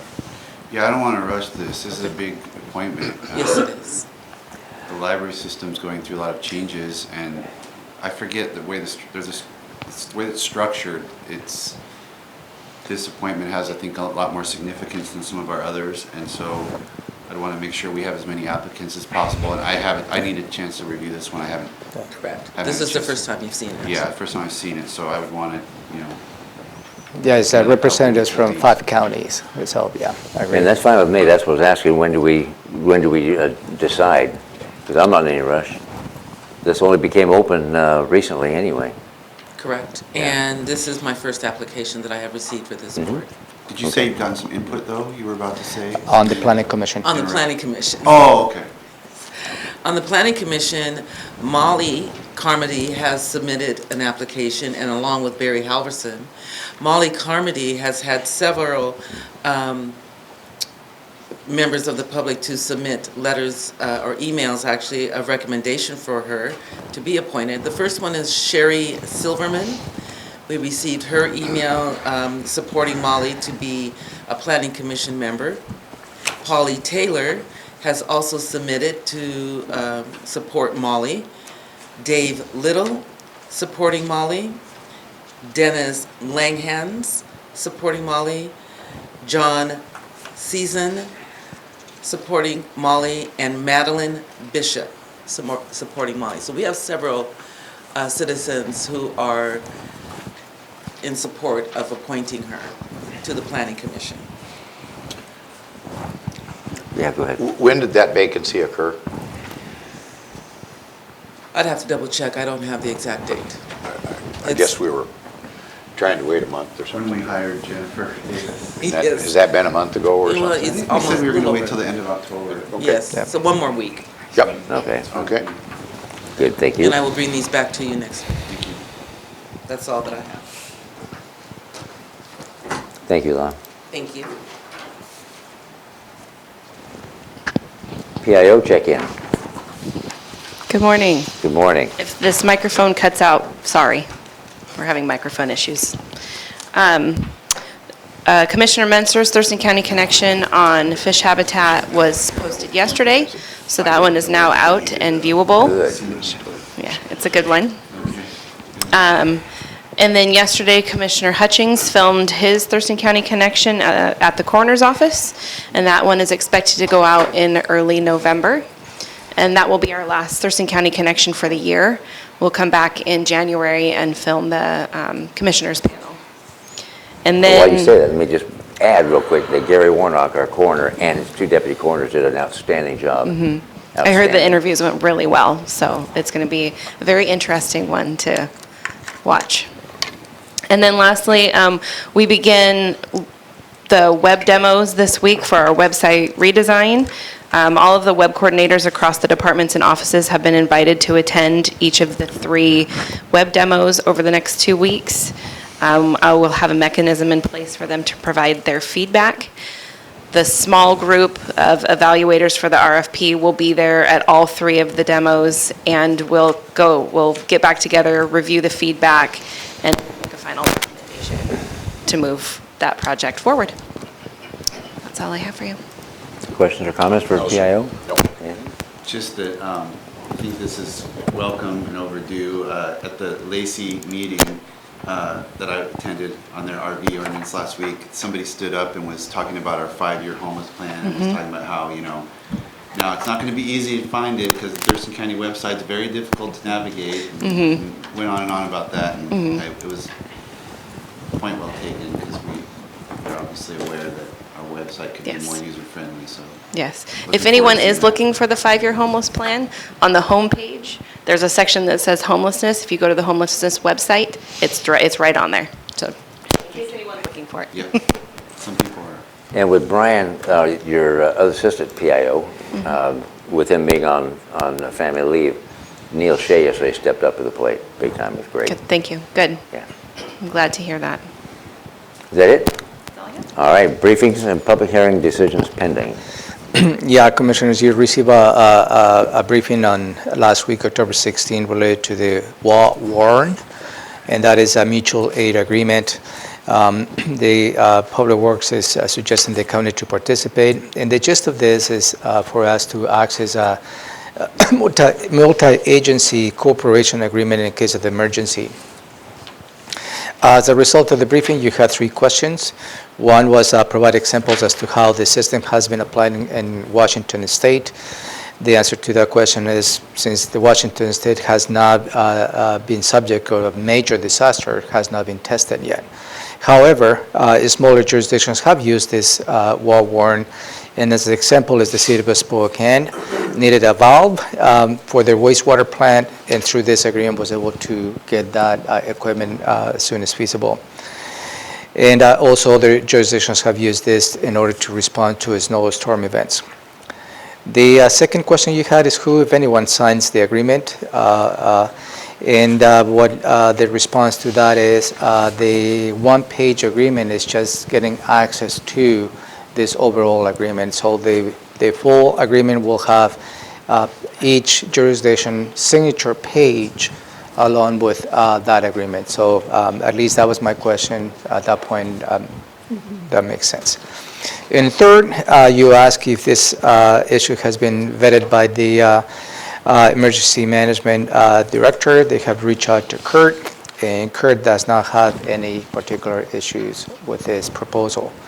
My recommendation for you is to go ahead and direct the department to submit an AIS for you to take a formal action in approving this agreement. All right, anything? Nope, satisfied by those answers. Good, thank you. Takes us to tax title property. We have the Thurston County Treasurer, Jeff Gadman, in the house. Come on up, sir. Sorry to make you sit all morning here, but thank you. Thank you. So let me frame the issue for you, commissioners. This tax title property was for your consideration of one of the agenda items, and this is the request from the county treasurer. As you may recall, you gave the authority to the board, give the authority to the county treasurer to dispose of tax title properties here in the county with the objective that those properties will be surplus in a way and they can go back to the tax record. So this particular property is located along Cooper Point Road. Is a corner lot. There has been, the proposal was for you to authorize the treasurer to go with an auction as opposed to just a direct negotiation. And the treasurer provided to you a starting bid of $28,200 for this 1.38 acres located in Cooper Point Road. The follow-up conversation was that you would like to have additional information and also check out with the CPED as to what type of opportunities this particular lot will be. Also, we just received a letter from Mr. Benjamin Johnson. He is the citizen who has done additional homework related to this particular property, and he is the one who submitted this letter for you. And Jeff is going to walk you through the details of this proposal. Thank you, sir. Go ahead. Thank you. Jeff Gadman, Thurston County Treasurer. On my left here, your right. Eric Sullivan, Revenue Officer.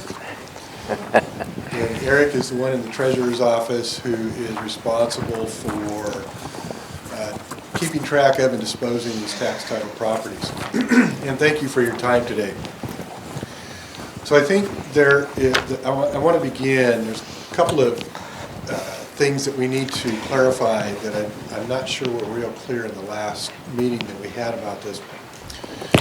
The first thing is tax title property is not owned by the county, and that needs to be something you keep in mind. It's not like a surplus property where the county says, oh, we need to sell it now. This property is held in trust by the county for the taxing districts that are affected, and that will be the taxing districts that overlay this property. Like the schools, the fire district, the county does get a little piece of it. Because the county does not own this, any money that is spent on the property is money that is being spent on property the county does not own. So we need to keep that in mind. By state law, when I auction these properties off, when the county treasurer auctions these properties off, they're sold without warranty, without any implication as to use. And so because of that, there's also no warranty as to the cleanliness of title. So because, and like I said, that is stipulated in state law, and it's always been written in state law Because of a court case, 2018 court case in Clark County, it's now actually supposed to be included in all of our language and putting these up for sale. So it's very, very, it's been tested in the courts, and that is where the standing of the law is. Because we are not implying any acceptable use, because we're not implying any kind, or guaranteeing any kind of cleanliness of title, it's going to be hard to get title insurance on this property until a period of time passes where the title company feels comfortable saying, okay, you own this property. That's for any buyer. The third thing I really want to emphasize is that whatever this property sells for, the money does not come into the county directly. There is a piece of it the county gets, but it's only the piece that is to the county that is in the tax code area that this property happens to lie in. Tax code area that in 2019, the tax rate for this particular area is a little over $12.40.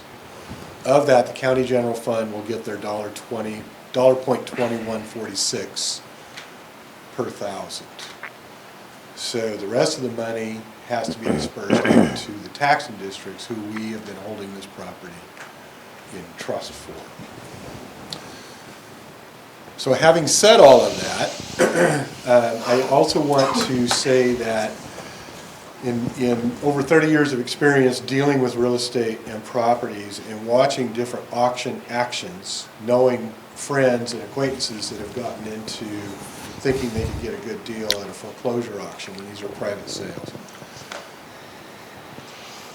It's very, very rare for a property that is a good, perfect property to not go for what its normal market value would be in the competitive bidding process. Just because once we start to advertise this as being up for public auction, it's going to attract as many bidders as notice and are interested in this property. I'd like to address the letter that you now have in front of you from Mr. Johnson and just go over some of the high points. Mr. Johnson contacted our office, said he was interested in this property, and so the normal course of business is when we contact CPED, if they come back and say this property is probably not buildable, then we can go into enter into a private negotiation with the buyer, potential buyer. If the building department cannot definitively say that it's not buildable, then we are going to go out to public auction, which throws it out there to a competitive process which is designed to get the highest bid possible. In this particular case, the building department cannot say definitively that it's not buildable. They do say that there's challenges. You've got some of the information as to what Tammy Traeger in CPAD wrote about neighboring properties. I have stated in the last hearing, this property's been on the tax title list for 35 years at this point. It's attracted no interest in purchase. The reason it ended up tax title is because it went to a tax foreclosure auction, so that means that the prior owner let it go for taxes and that there were 0 bids on it in 1984. And for a property that is this shape, this size, in that area, it's a very desirable area of the county to want to develop. To receive no bids tells me there's something, there's a defect there that none of us have seen yet. And it's going to require pretty extensive research to find out if that defect is fatal to the buildability of the property or not. What we've got in front of us now is at least one person who is willing to bid on this property at auction and take that risk, take on the risk of ownership. The benefit of getting a private owner to buy this is now the property gets back on the tax rolls. We have not collected taxes, the taxing districts have not collected taxes on this property for 35 years. County holds this in trust, we don't own it, but we basically are liable for anything that happens on that property. So Mr. Johnson writes that he started researching properties, this property, in July of 2019. He became interested in it. He contacted our office to find out what the process is, what is tax title property. He is familiar with the opinion from Tammy Traeger and what CPED is able to say about the property at this point. Bless you. There are wetland buffers that impact the property. The soils on the property make the existence of on-site septic disposal problematic. The two properties that are immediately to the west of this have to pump their septic off-site, approximately 950 feet, which means they had to either purchase or get an easement on a neighboring property. They had to build the infrastructure to get the septic, the sewage from their property to this other property. So there's quite a bit of additional expense involved in that over the normal cost of putting in a septic system.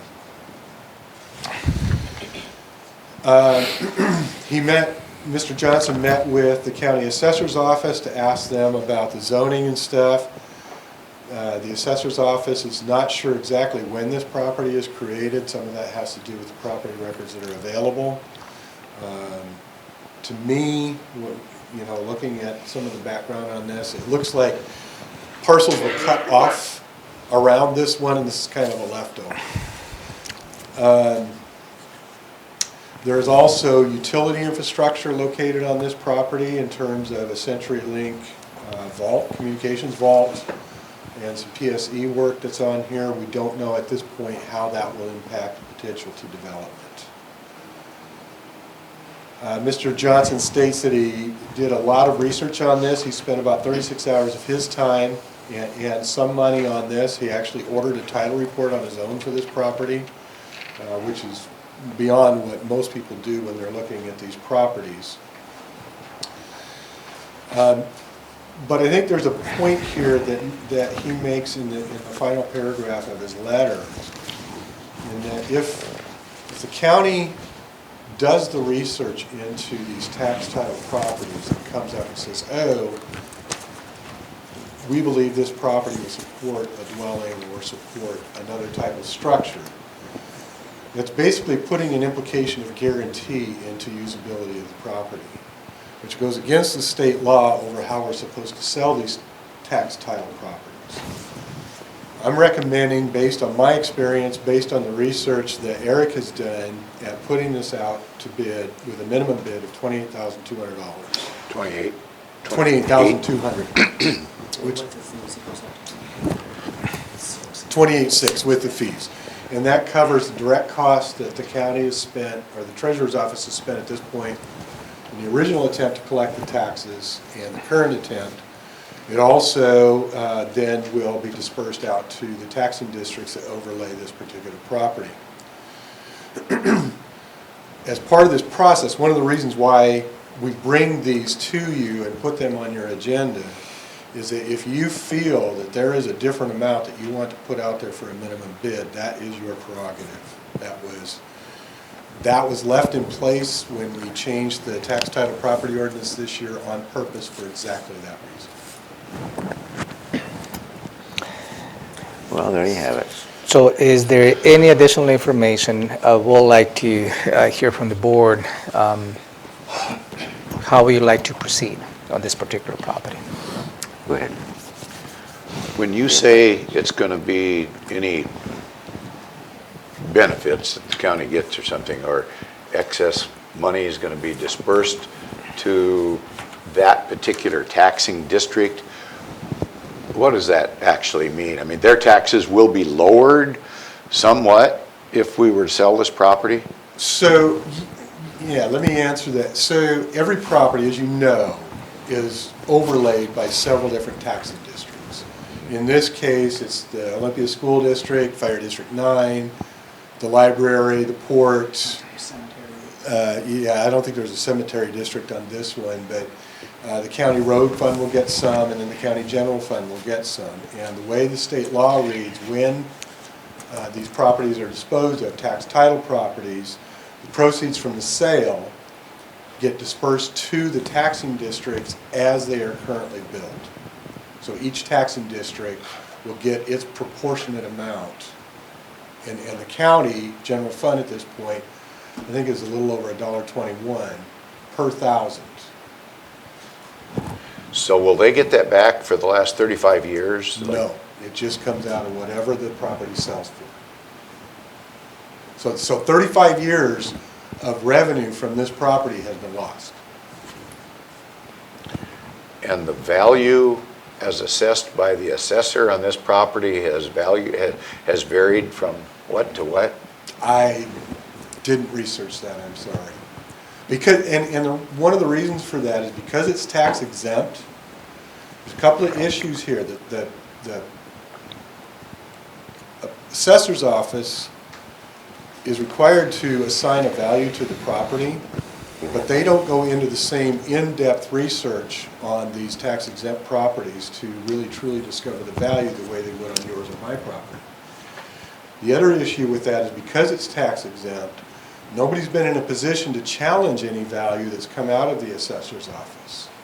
So it hasn't actually been tested either as to what, if there's any defects on that property or not, and how that may or may not affect value. Gary, I have this, only goes back to 2010, but within that range, it's gone from 152 at the high end to 87 at the low end, up and down during those Depending 10 on the years. economy or whatever it may be. Okay. And the past owner, we have no obligation to give additional excess proceeds or something to a past owner.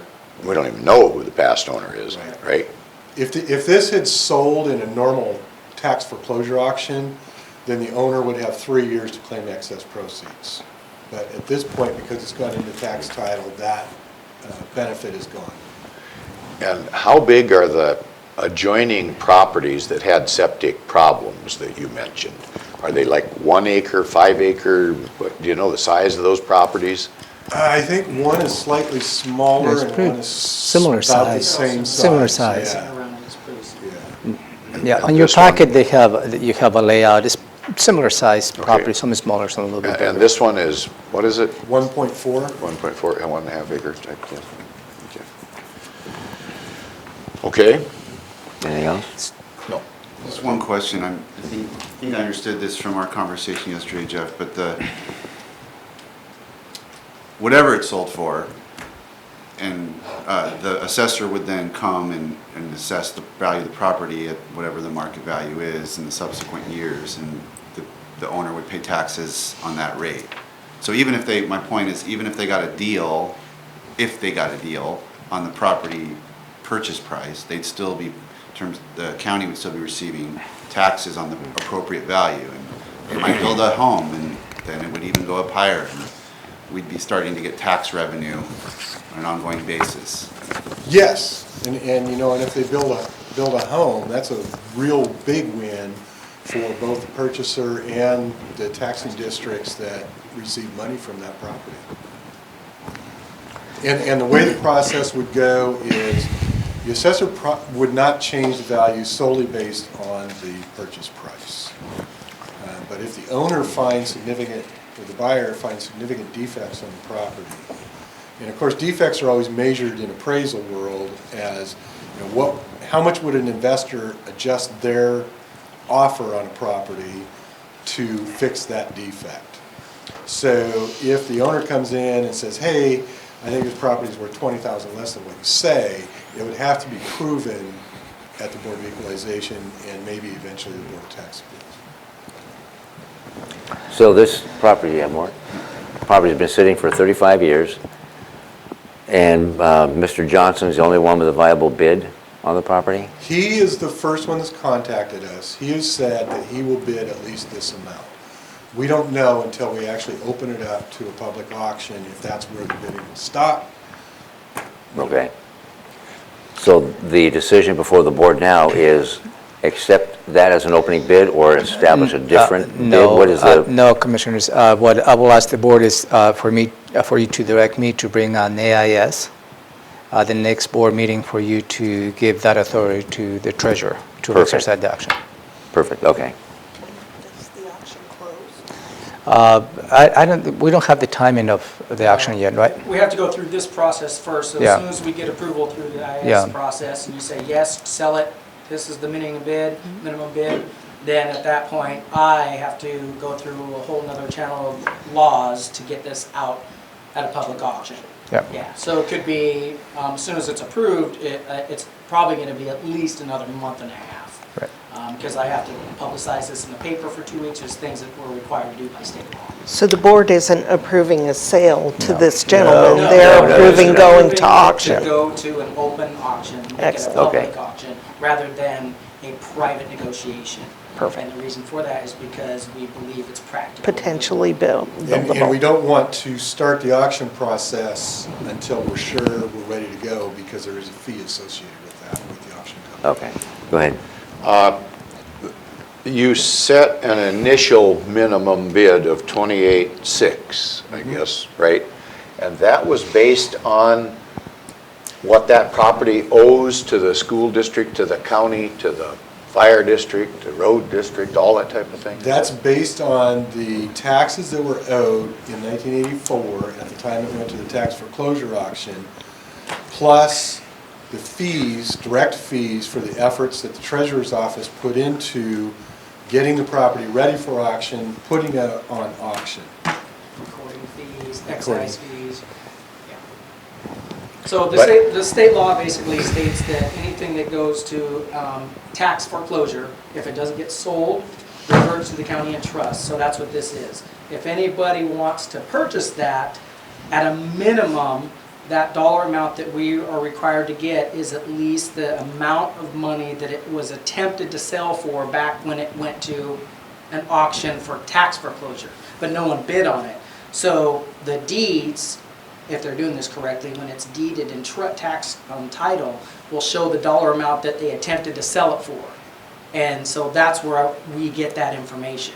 Now, you know, but because of this situation in this property, there's a lot of things that are gonna have to go into it. That's one of the reasons that Jeff and I discussed it and think it's a good idea that this is the minimum bid, because if you go way too high and people find out what they're gonna have to possibly put into it, you may not get any bids, and it's right back to tax title again, and we're stuck at square one. And our process is to try to get this back on the tax rolls to get money from the new owner to get it to the taxing districts. I mean, if the bidding gets pushed up to 60, 70,000, we're not going to refuse it. Yeah, go ahead. So what is the pleasure of the board for me to bring this item on your consent agenda for next Tuesday? It's just with me, I'd like to move it forward. yeah. Thank you. Thank you. Thank you. Thank you both very much. Thank you. Thank you. We know a lot more about that today than we Yeah. did a month ago or That's for whatever. sure. Yeah. Okay, employees on call duty. Yeah, this proposal for you, Commissioners, to consider changing the existing policy related to on-call assignments and requirements, and there is a copy of the proposal before you.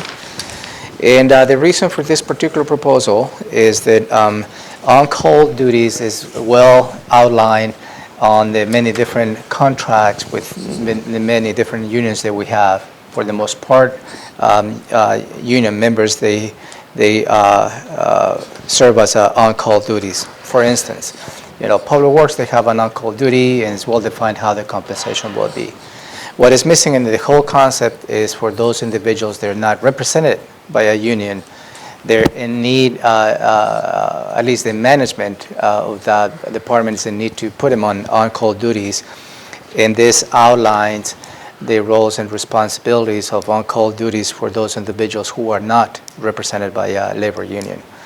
I will ask Maria to come and give us a little additional perspective, and if you have any questions related to this proposal. Good morning, Maria. Commissioners, Maria Ponte with the Human Resources Department. And I'm here today because it was brought to HR's attention by Medic One Director that he has a need to have an employee on call, their business applications technician, in case there's issues over the weekend with the system. And we didn't have, in our current policy, the personnel policies, we didn't have a provision addressing payment of that, how much, what the requirements are, and the expectations around that. And so what you see before you is proposed language.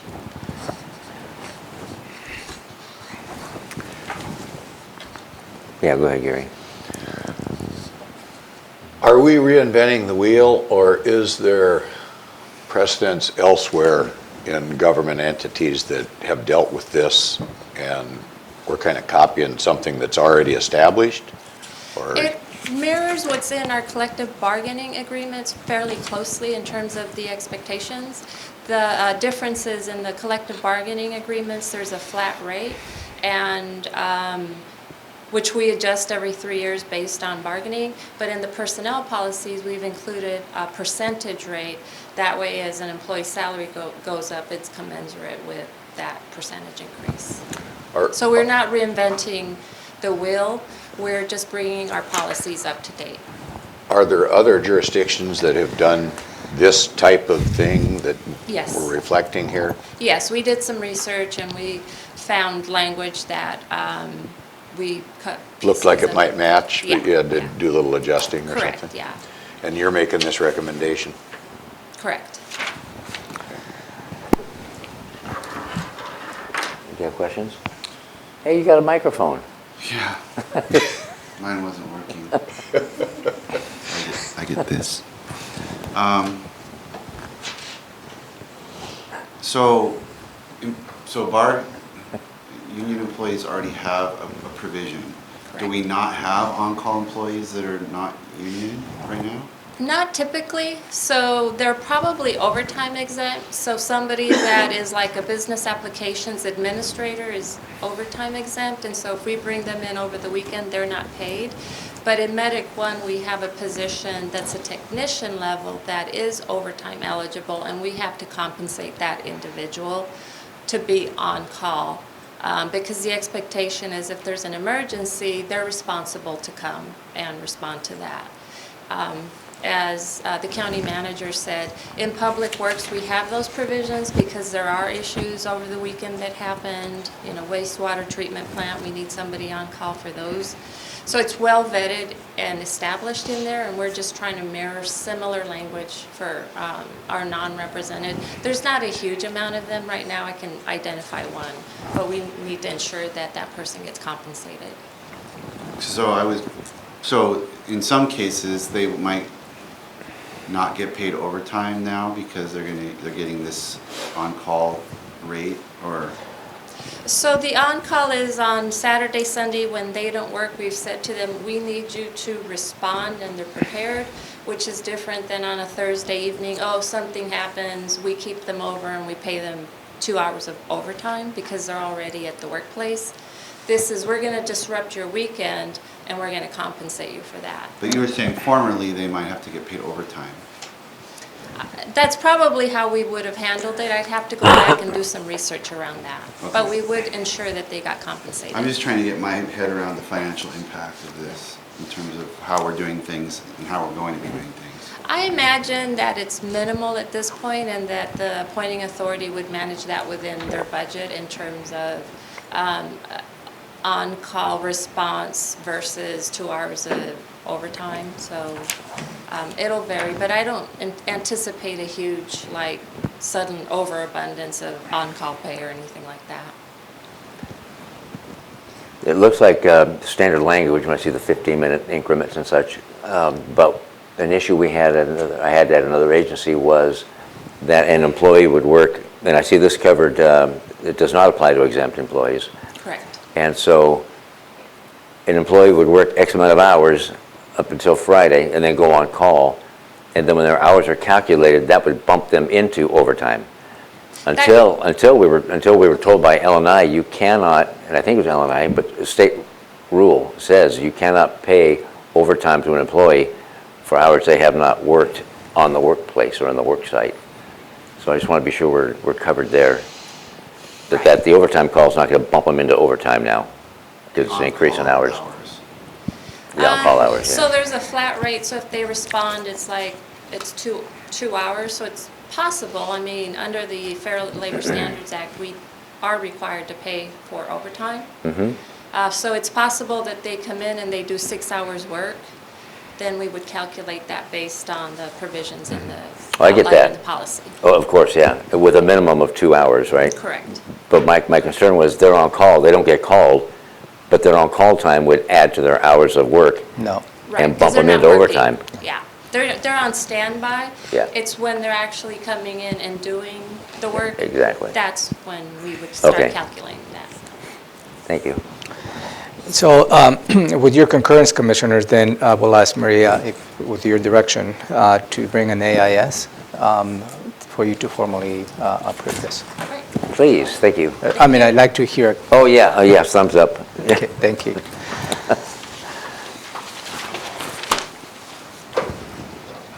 Fairground Signature Project. Signature Project.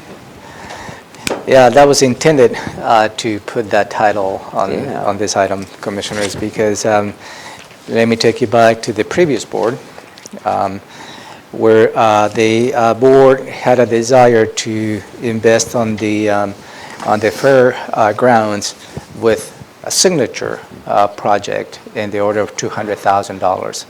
And that is still in the budget. And over the last year plus, I believe, the Fair Board has gone through the process of identifying what project they would like to see, to utilize the already allocated funding for this project. So what you have before you is a memorandum of a proposed project by the Fair Board.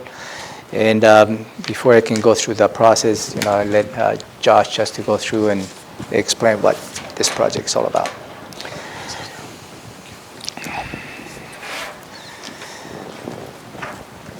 So Joshua Cummings, the Director of Community Planning and Economic Development. One of the volunteer organizations within CPED is the Fair Board.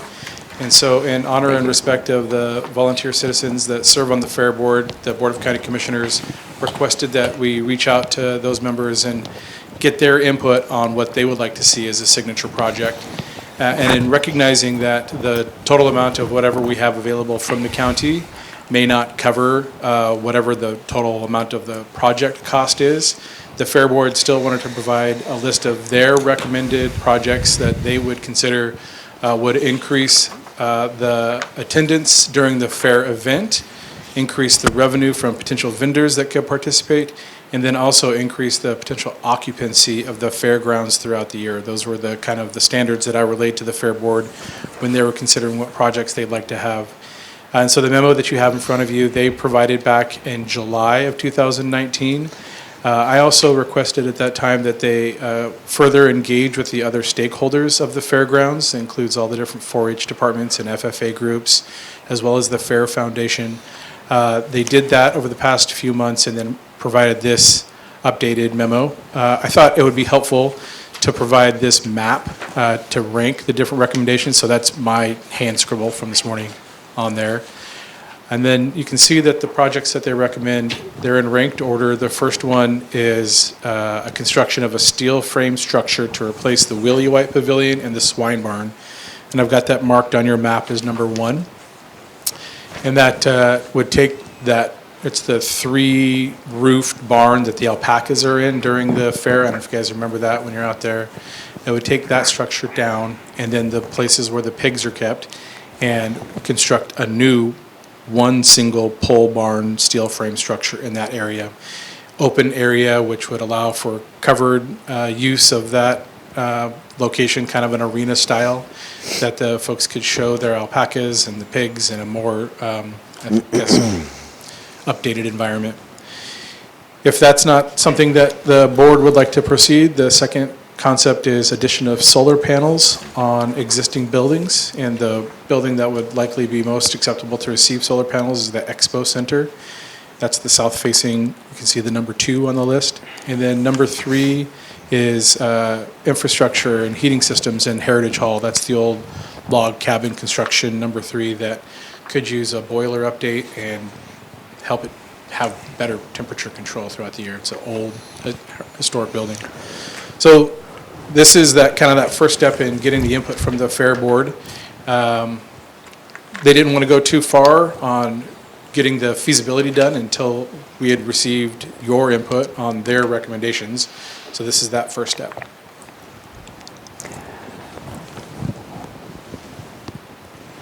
While they're waiting, were there costs associated with number 2 and 3 then that you have those estimates? I don't think that they went through a cost estimate on that. Okay. They just did their first priority. Commissioner Menser, What are you asking me? do you have any questions about the projects, 1, 2, or 3? Did you have them? I'm sure you will. I will have Well, some. I've got some. Yeah, I'll listen to your Okay. questions. those affected groups, I suppose there's been input from those affected groups that utilize each one of these recommendations. From my understanding, all of those groups have been reached out to on multiple occasions over the past few months. I know that we've received comments back from the Fair Foundation in support of Recommendation 1. I have not heard of any comments in opposition to these recommendations, but I'm also not sure that all of the different stakeholders have responded at this time. So you've got lots of different folks that use the fairgrounds. You've got the 4-H horse department, and the dog department, and the cat department, and the rabbits, and then the FFA. And so, again, I don't have a list, a matrix list of anybody that's responded or not responded. All I know is that I have not received any comments in opposition to these recommendations. Would we have some kind of a public hearing on this, or would this just move forward as public works activity? So it has to be a public works because it's county money involved. And I guess the if you have any questions or you need additional information related to these proposals, number 1 has some cost estimates. They go above and beyond what you have allocated on the budget. But maybe let me take you back to the initial statement that I made, a signature project, whether the current board would like to continue to support this effort, because you do have the latitude not to do it as well. I'll just give you all the options available to you. Is what you're saying that, so obviously project 1 is $500,000 or $600,000. So you're saying that the $200,000 the board committed, was that for a 2-year period, or this previous allocation of funding for this signature project? So this, this concept has a long history, but where it stands right now is the board has authorized us to earmark $200,000, I think it's sitting in REIT 1, for a project at the fairgrounds. And we have been, since the original board who was interested in this, we've been waiting basically to hear what a proposal is on this. So it's not a $200,000 for a 2-year period, it's $200,000. It's that you have had me earmark. Now, it's up to you if you'd like to spend more or less on this, or what the project is up to you. So to get number 1 done, we'd have to spend what we've earmarked and then find more. Or the Fair Board could go into fundraising mode, or the Fair, the Fair Commission, Foundation. who have done fundraising for other projects on the fairgrounds. There could be a number of ways to raise the money. It's just, the amount that the commissioners want to put towards this project is completely up to you. I would also add on the question of holding a public hearing, this item is on your capital facilities plan. And when you held the public hearing, you did have one comment that was specifically about the fairground project, and that person raised their comment was that the board should be considering a benefit cost analysis when you're looking at these projects. So one thing you might want to know as you move forward is, does the increase in admissions and storage capacity add up to an amount that would offset the cost of construction and operation in the future? So you've answered my questions, most of them. You know, you can ask, make sure it was on the CFP, It is. but also the funding, where the funding would come from. And if we look at number one, it has phase 1, 2, and 3. I don't know how long each of those phases are, and I don't know, would we just be paying over time? If phase 1 is a year down the road, then we come up with another chunk of dough for phase 1, and or we don't have to pay everything up front, I wouldn't think, but I don't know. And then the estimated increase in revenue, attendance, whatever, to offset the cost of the benefit. And my final question is, for phase number 1, or option number 1, Josh, does that impact horses too? They're not called out, or is that completely different than the horse barn? So maybe let me I'll take the last question first. Unclear. Okay. Again, I believe all of the different departments were reached out to on this topic, and I'm not aware of the horse department's response, whether they responded or not. But I do know I haven't received anything in opposition to this proposal. But this center, Willie Wheat, how do you pronounce it? Willie White. The Willie White The Willie White Pavilion. Do horses use that too, or is it just alpacas and goats and llamas and such? Horses do not currently use that area, and it's unclear if they could use it in the future. Okay. It's a good question. I can ask that question to the Fair Board. Do you have other answers before we get into more questions? The other question that you asked was the costs and the phases. The Fair Board is very aware that the cost from the board is a set amount. I don't think that there's an expectation that there's going to be follow-on requests of the Board of County Commissioners. Their mindset is that they are going to go into fundraising mode. And I got that. And then we would pay over time as the phasing comes into play, not here's $525,000, now take as long as you need to get it done. We would give you $100,000 up front, and then, I'm just saying potentially, and then when phase 2 comes in, there's another $250,000. So because the fairgrounds are county-owned property, it's not like this would be a grant to an entity. And I would hesitate starting a project if we didn't have the funds committed. So I would suggest that we know where the money's coming from before we start the project. And then the project would be a project that's run out of central services. Well, I get that. I'm just wondering if we were to, I didn't know if there's something that had to be funded right up front or we just pay over time. But you're right, county, we're not granting the money to another entity. Right. And then do we have a cost analysis? The expectation of increased revenue from either attendance or RV storage and such to kind of offset? No?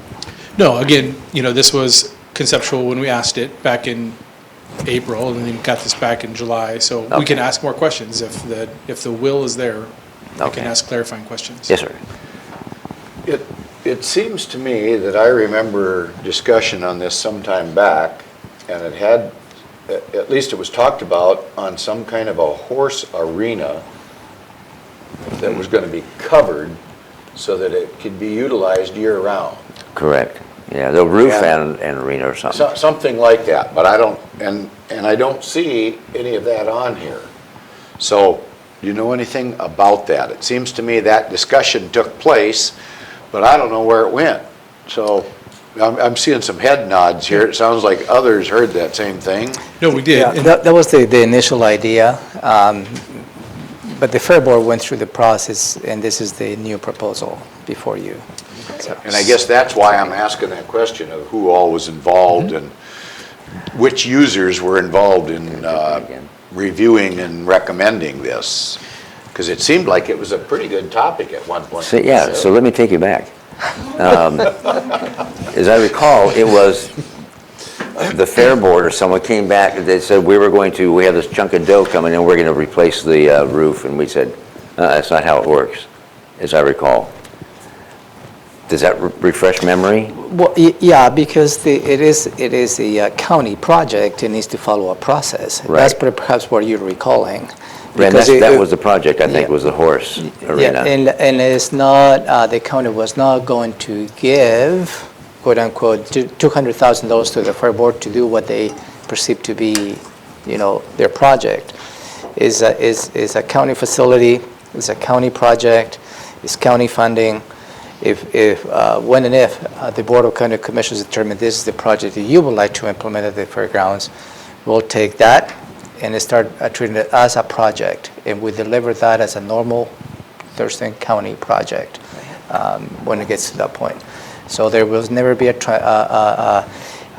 transfer of funds to the fair board. There will never be a financial transaction. It's just making sure that whatever project you feel comfortable based on their proposal, and then we'll follow up with it. But it seemed there was a nuance to that, where either they were going to do the work themselves or they had money from somewhere else coming in. And we said, time out. That was the bathrooms So- down Was at that the the horse bathroom? farm. This has a long history. This goes back to when the county was considering selling the McLean building. There was a commitment on the part of that board to invest at least part of the sale of the McLean building proceeds to an investment in the fairgrounds. There was an interest to make the fairgrounds more profitable. There was an interest in reducing the general fund contribution to the fair fund.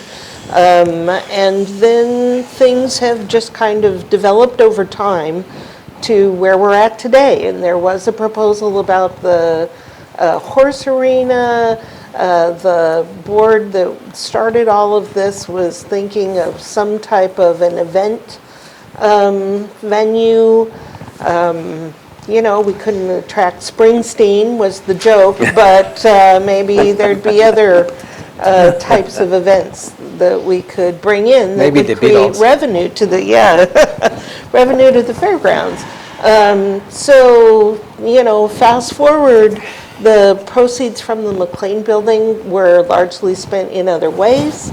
We have $200,000 set aside. It doesn't go nearly as far. I don't know what happened to the horse arena proposal. I do remember it coming and going. But I think that we're at a point now where these are the options before you. If you're interested in these or one of these, great. If you'd like other proposals, that would be your direction to Josh to ask them to develop something Yeah, I else. agree. But it's got a long history. Do you have any questions on that? No? Go ahead.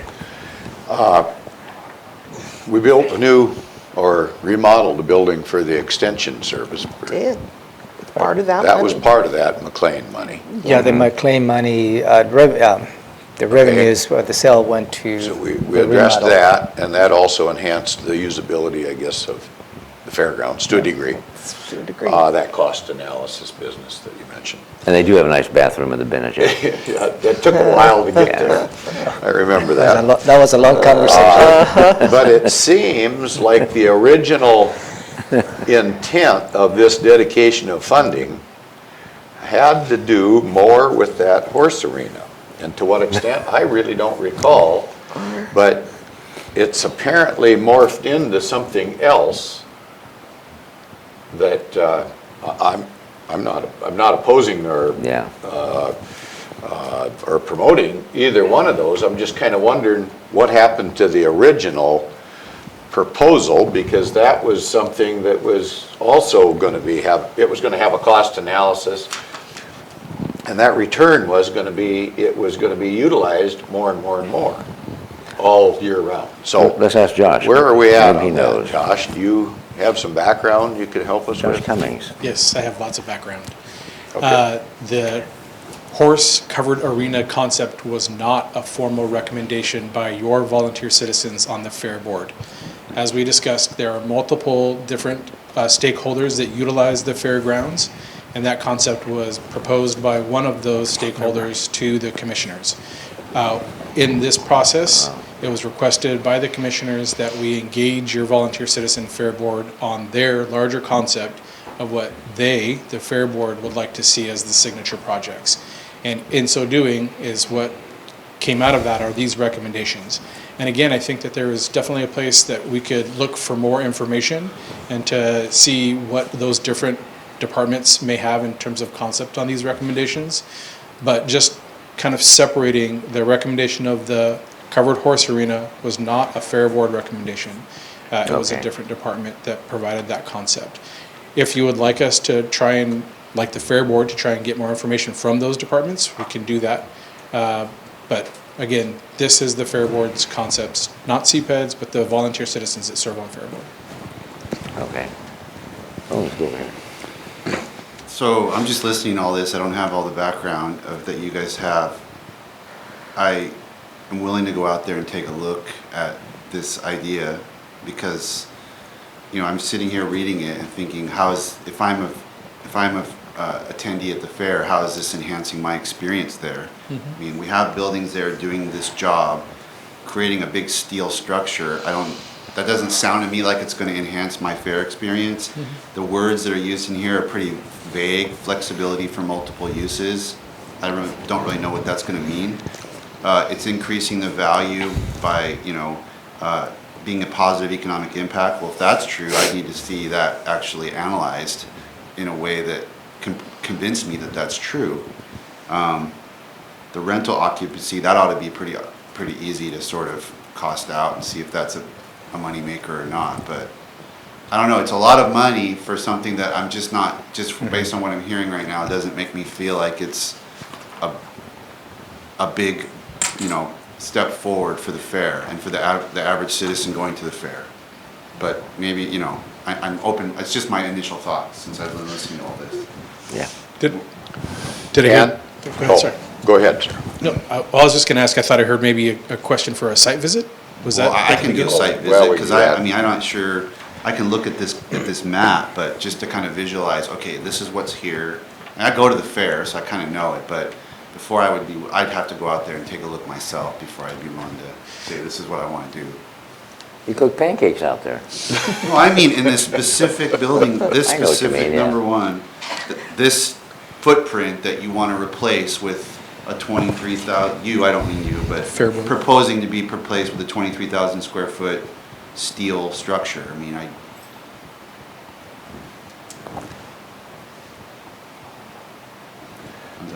Is this the first that we've seen, this proposal today? Yeah, and if I may, based on what I'm hearing from the board, there is additional information they will need to provide to you. I think so. So I'm not expecting you to say thumbs up to 1, 2, or 3. That was not the intent. It's just informational. Present the idea. What I'm hearing is Josh is going to go back and get additional information in terms of a little bit of a cost-benefit analysis related to some of the proposals. At least from my point of view, proposal number 1, since the cost is well beyond the $200,000, what is the financial strategy the Fair Board will have to mitigate the remainder? Would it be helpful to have the Fair Board come and talk about their proposals on their own? Yeah, either way. Yeah, whatever is not more. right away, I don't. But what you're not hearing is a no, we don't care. It's not going to happen. You're not hearing that. So. And I'm working at the timeline that I'm directed, so I'll look to our leaders to help engage in that process. Perfect. One final thought, we got to keep moving. Let's connect. I guess. There we go from Navy, man. Yeah. Must have been a submariner. Yeah. Let's connect. I guess that's my cue. But as we move forward on this, I'd like to have, I don't think there's a big rush on it, because I'd like to have discussion with the Fair Board, with other interested parties, kind of find out, just because this kind of caught me off guard myself from the original way back there, a different intent, and now we're somewhere else. I'm not saying I'm not in favor of the somewhere else or what's going on before, but it's just kind of catching me off guard now. I haven't even, that's not been on my radar for a while. We've been talking about this for about 6 years now, Yeah. so I don't think there's a rush. Well, just to be clear, I will honor the previous board's commitment to $200,000 for a signature fair project, but you're at, Not you're that at option much one is more. 525,000, and Right. so I get to weigh in now. A fair Yeah, there you go. signature fair Okay. project. Thank you, Josh. Thank you, sir. Yep, thank you. Salary Commission code revision. Yeah, and this is the details of the, you're considering putting a public hearing is in this format in your packet. The proposed revisions are pretty straightforward and is striked out for your consideration. That's the purpose of the public hearing that you might be considering setting this afternoon. And what it does in item B of 2.118080 on the rules and regulations eliminates the provision which requires the final action said or recommended any salary pursuant the code at least of 6 members. So what it stands is a majority of the appointed members shall constitute a quorum for the purpose of conducting meetings. To take action at a meeting, an affirmative vote of the majority of those present is required, period. That is the proposed changes for you. Go ahead. I'm not asking you to vote on that. No, This is no, I the know. gist of how you may be considered setting a public hearing for you to receive public testimony in this A proposed lot of changes. times we have draft on something like this, and I'm just wondering, is this a draft? Or There's a is- draft. It is a draft. And the only reason I ask is I thought the public got everything that's not a draft until we figure it out. Yeah, it is a draft. The bill format is a draft, but if you'd like to see a draft, a Well- watermark, I can certainly Well, put I just- is that what you're looking for? Well, that's what I was asking about this earlier, that if we're talking about making a change, I mean, the public has a right to know the So change. I will add a watermark, a draft watermark on the Mine document. has it. I'm just wondering. I will add a watermark to the document. And then, once we have that discussion, then we can disseminate this to the No, public? After you set the public hearing this Yeah. afternoon, Oh, okay. then we'll go to the public. Okay, good enough. Go ahead, Ty. So if our salary commission was fully staffed at 10, 6 would be a quorum. Yep. And then 4 votes would pass something. Yeah. But at present, we have 8 appointed members, 5 is a Five. quorum, 3 can pass something forward. Right. It creates a more flexibility I'm to, just spelling that out, because that's, just to make sure yeah. I'm Yeah, you're on point. correct about that.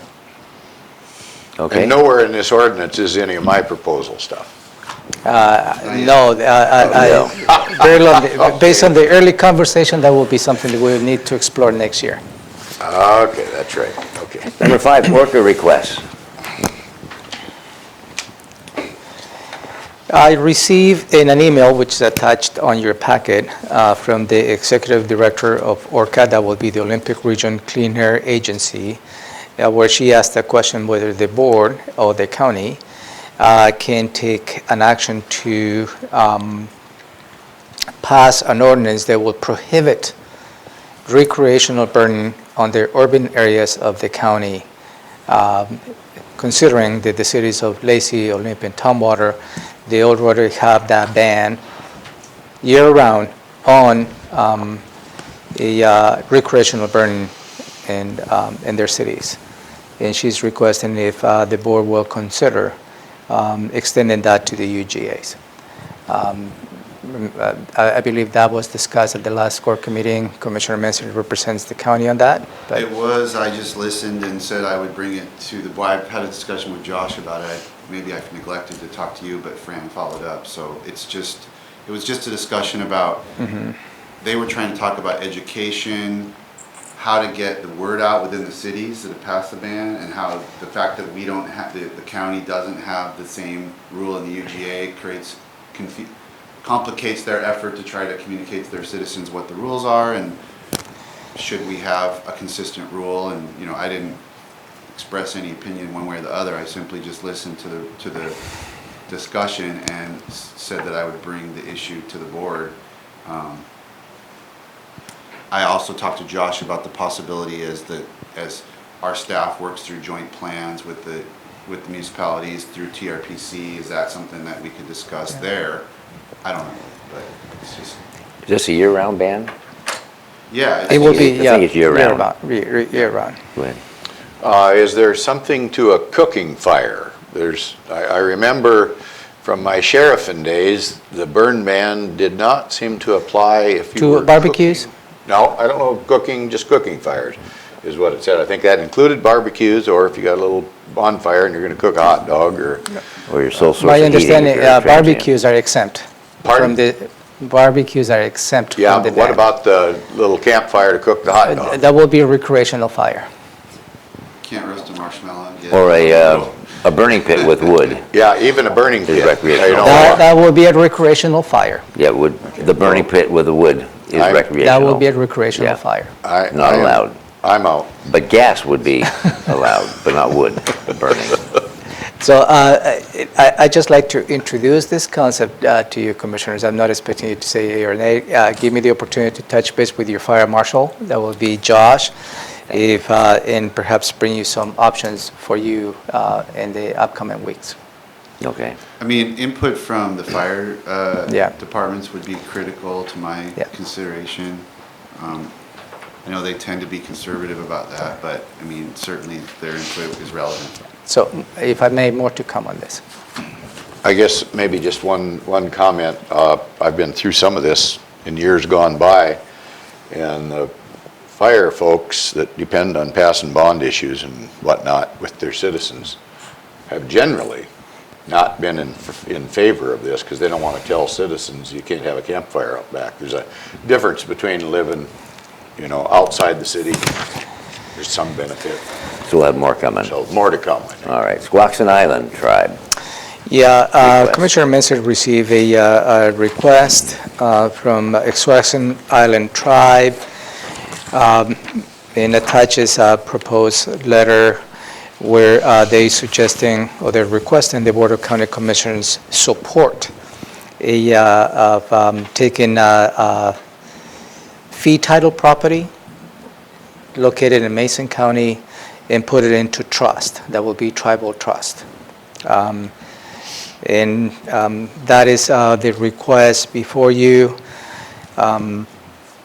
Initial perspective that I can provide to the board.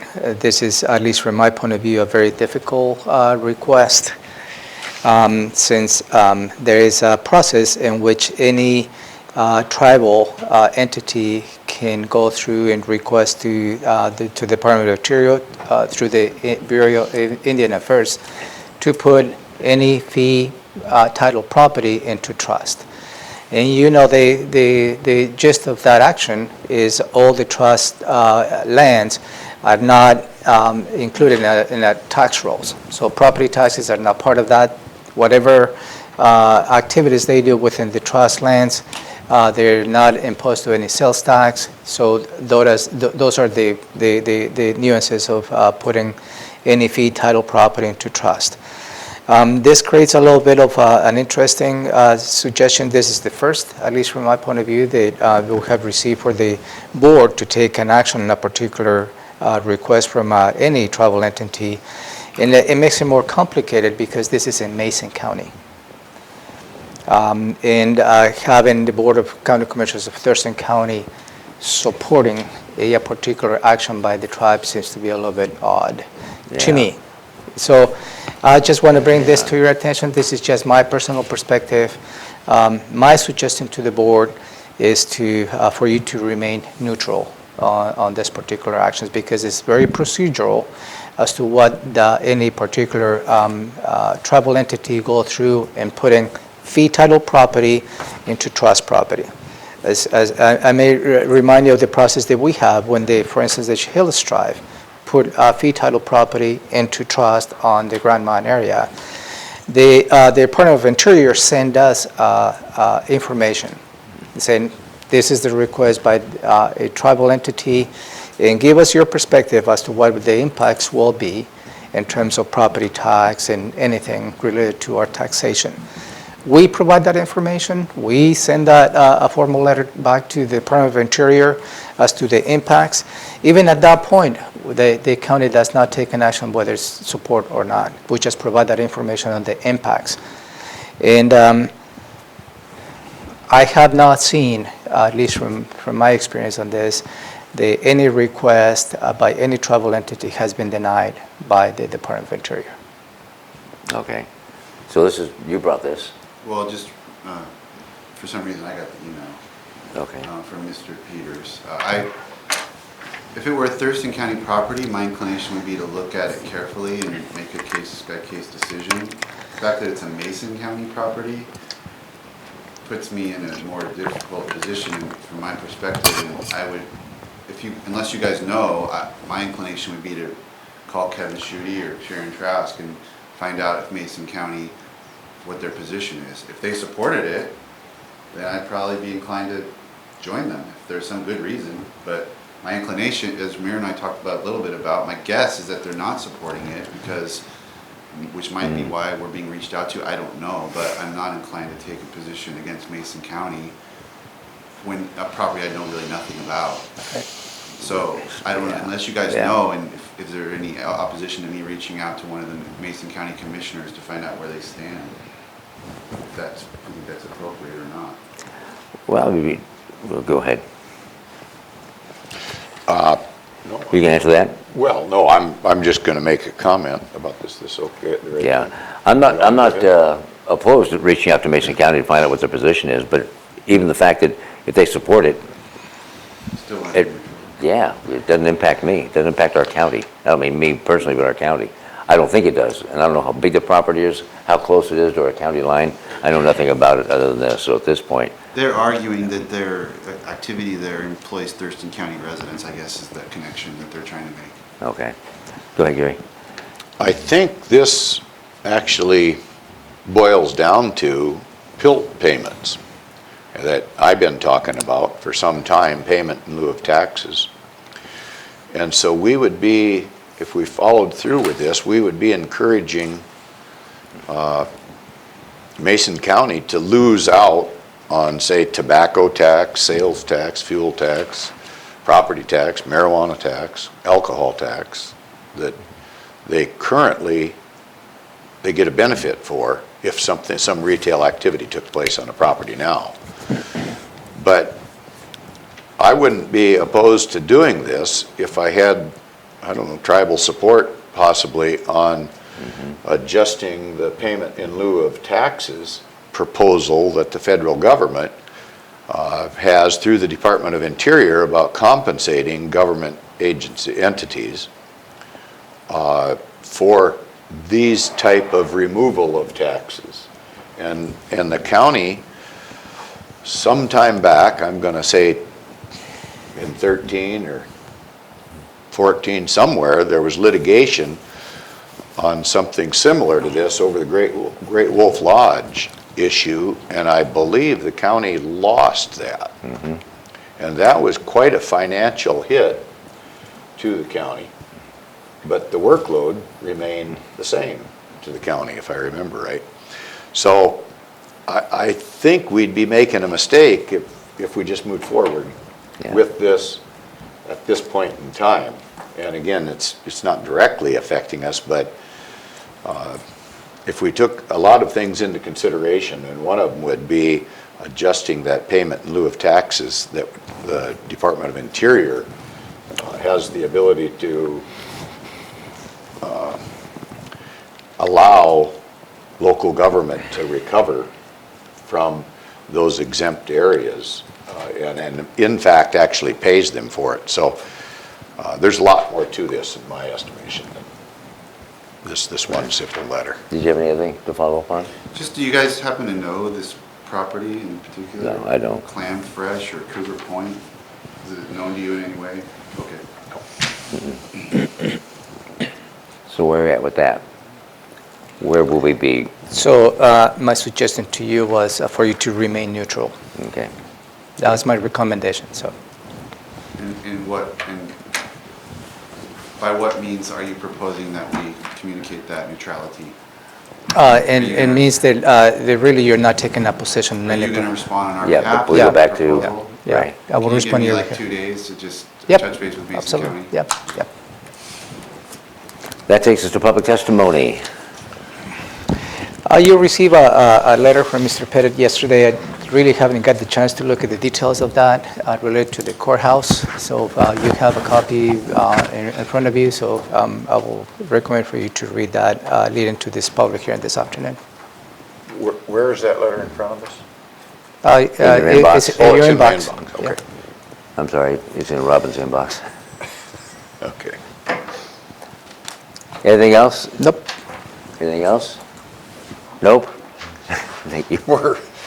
We're over. We never get to anything We are good. now adjourned. Thank you all for watching.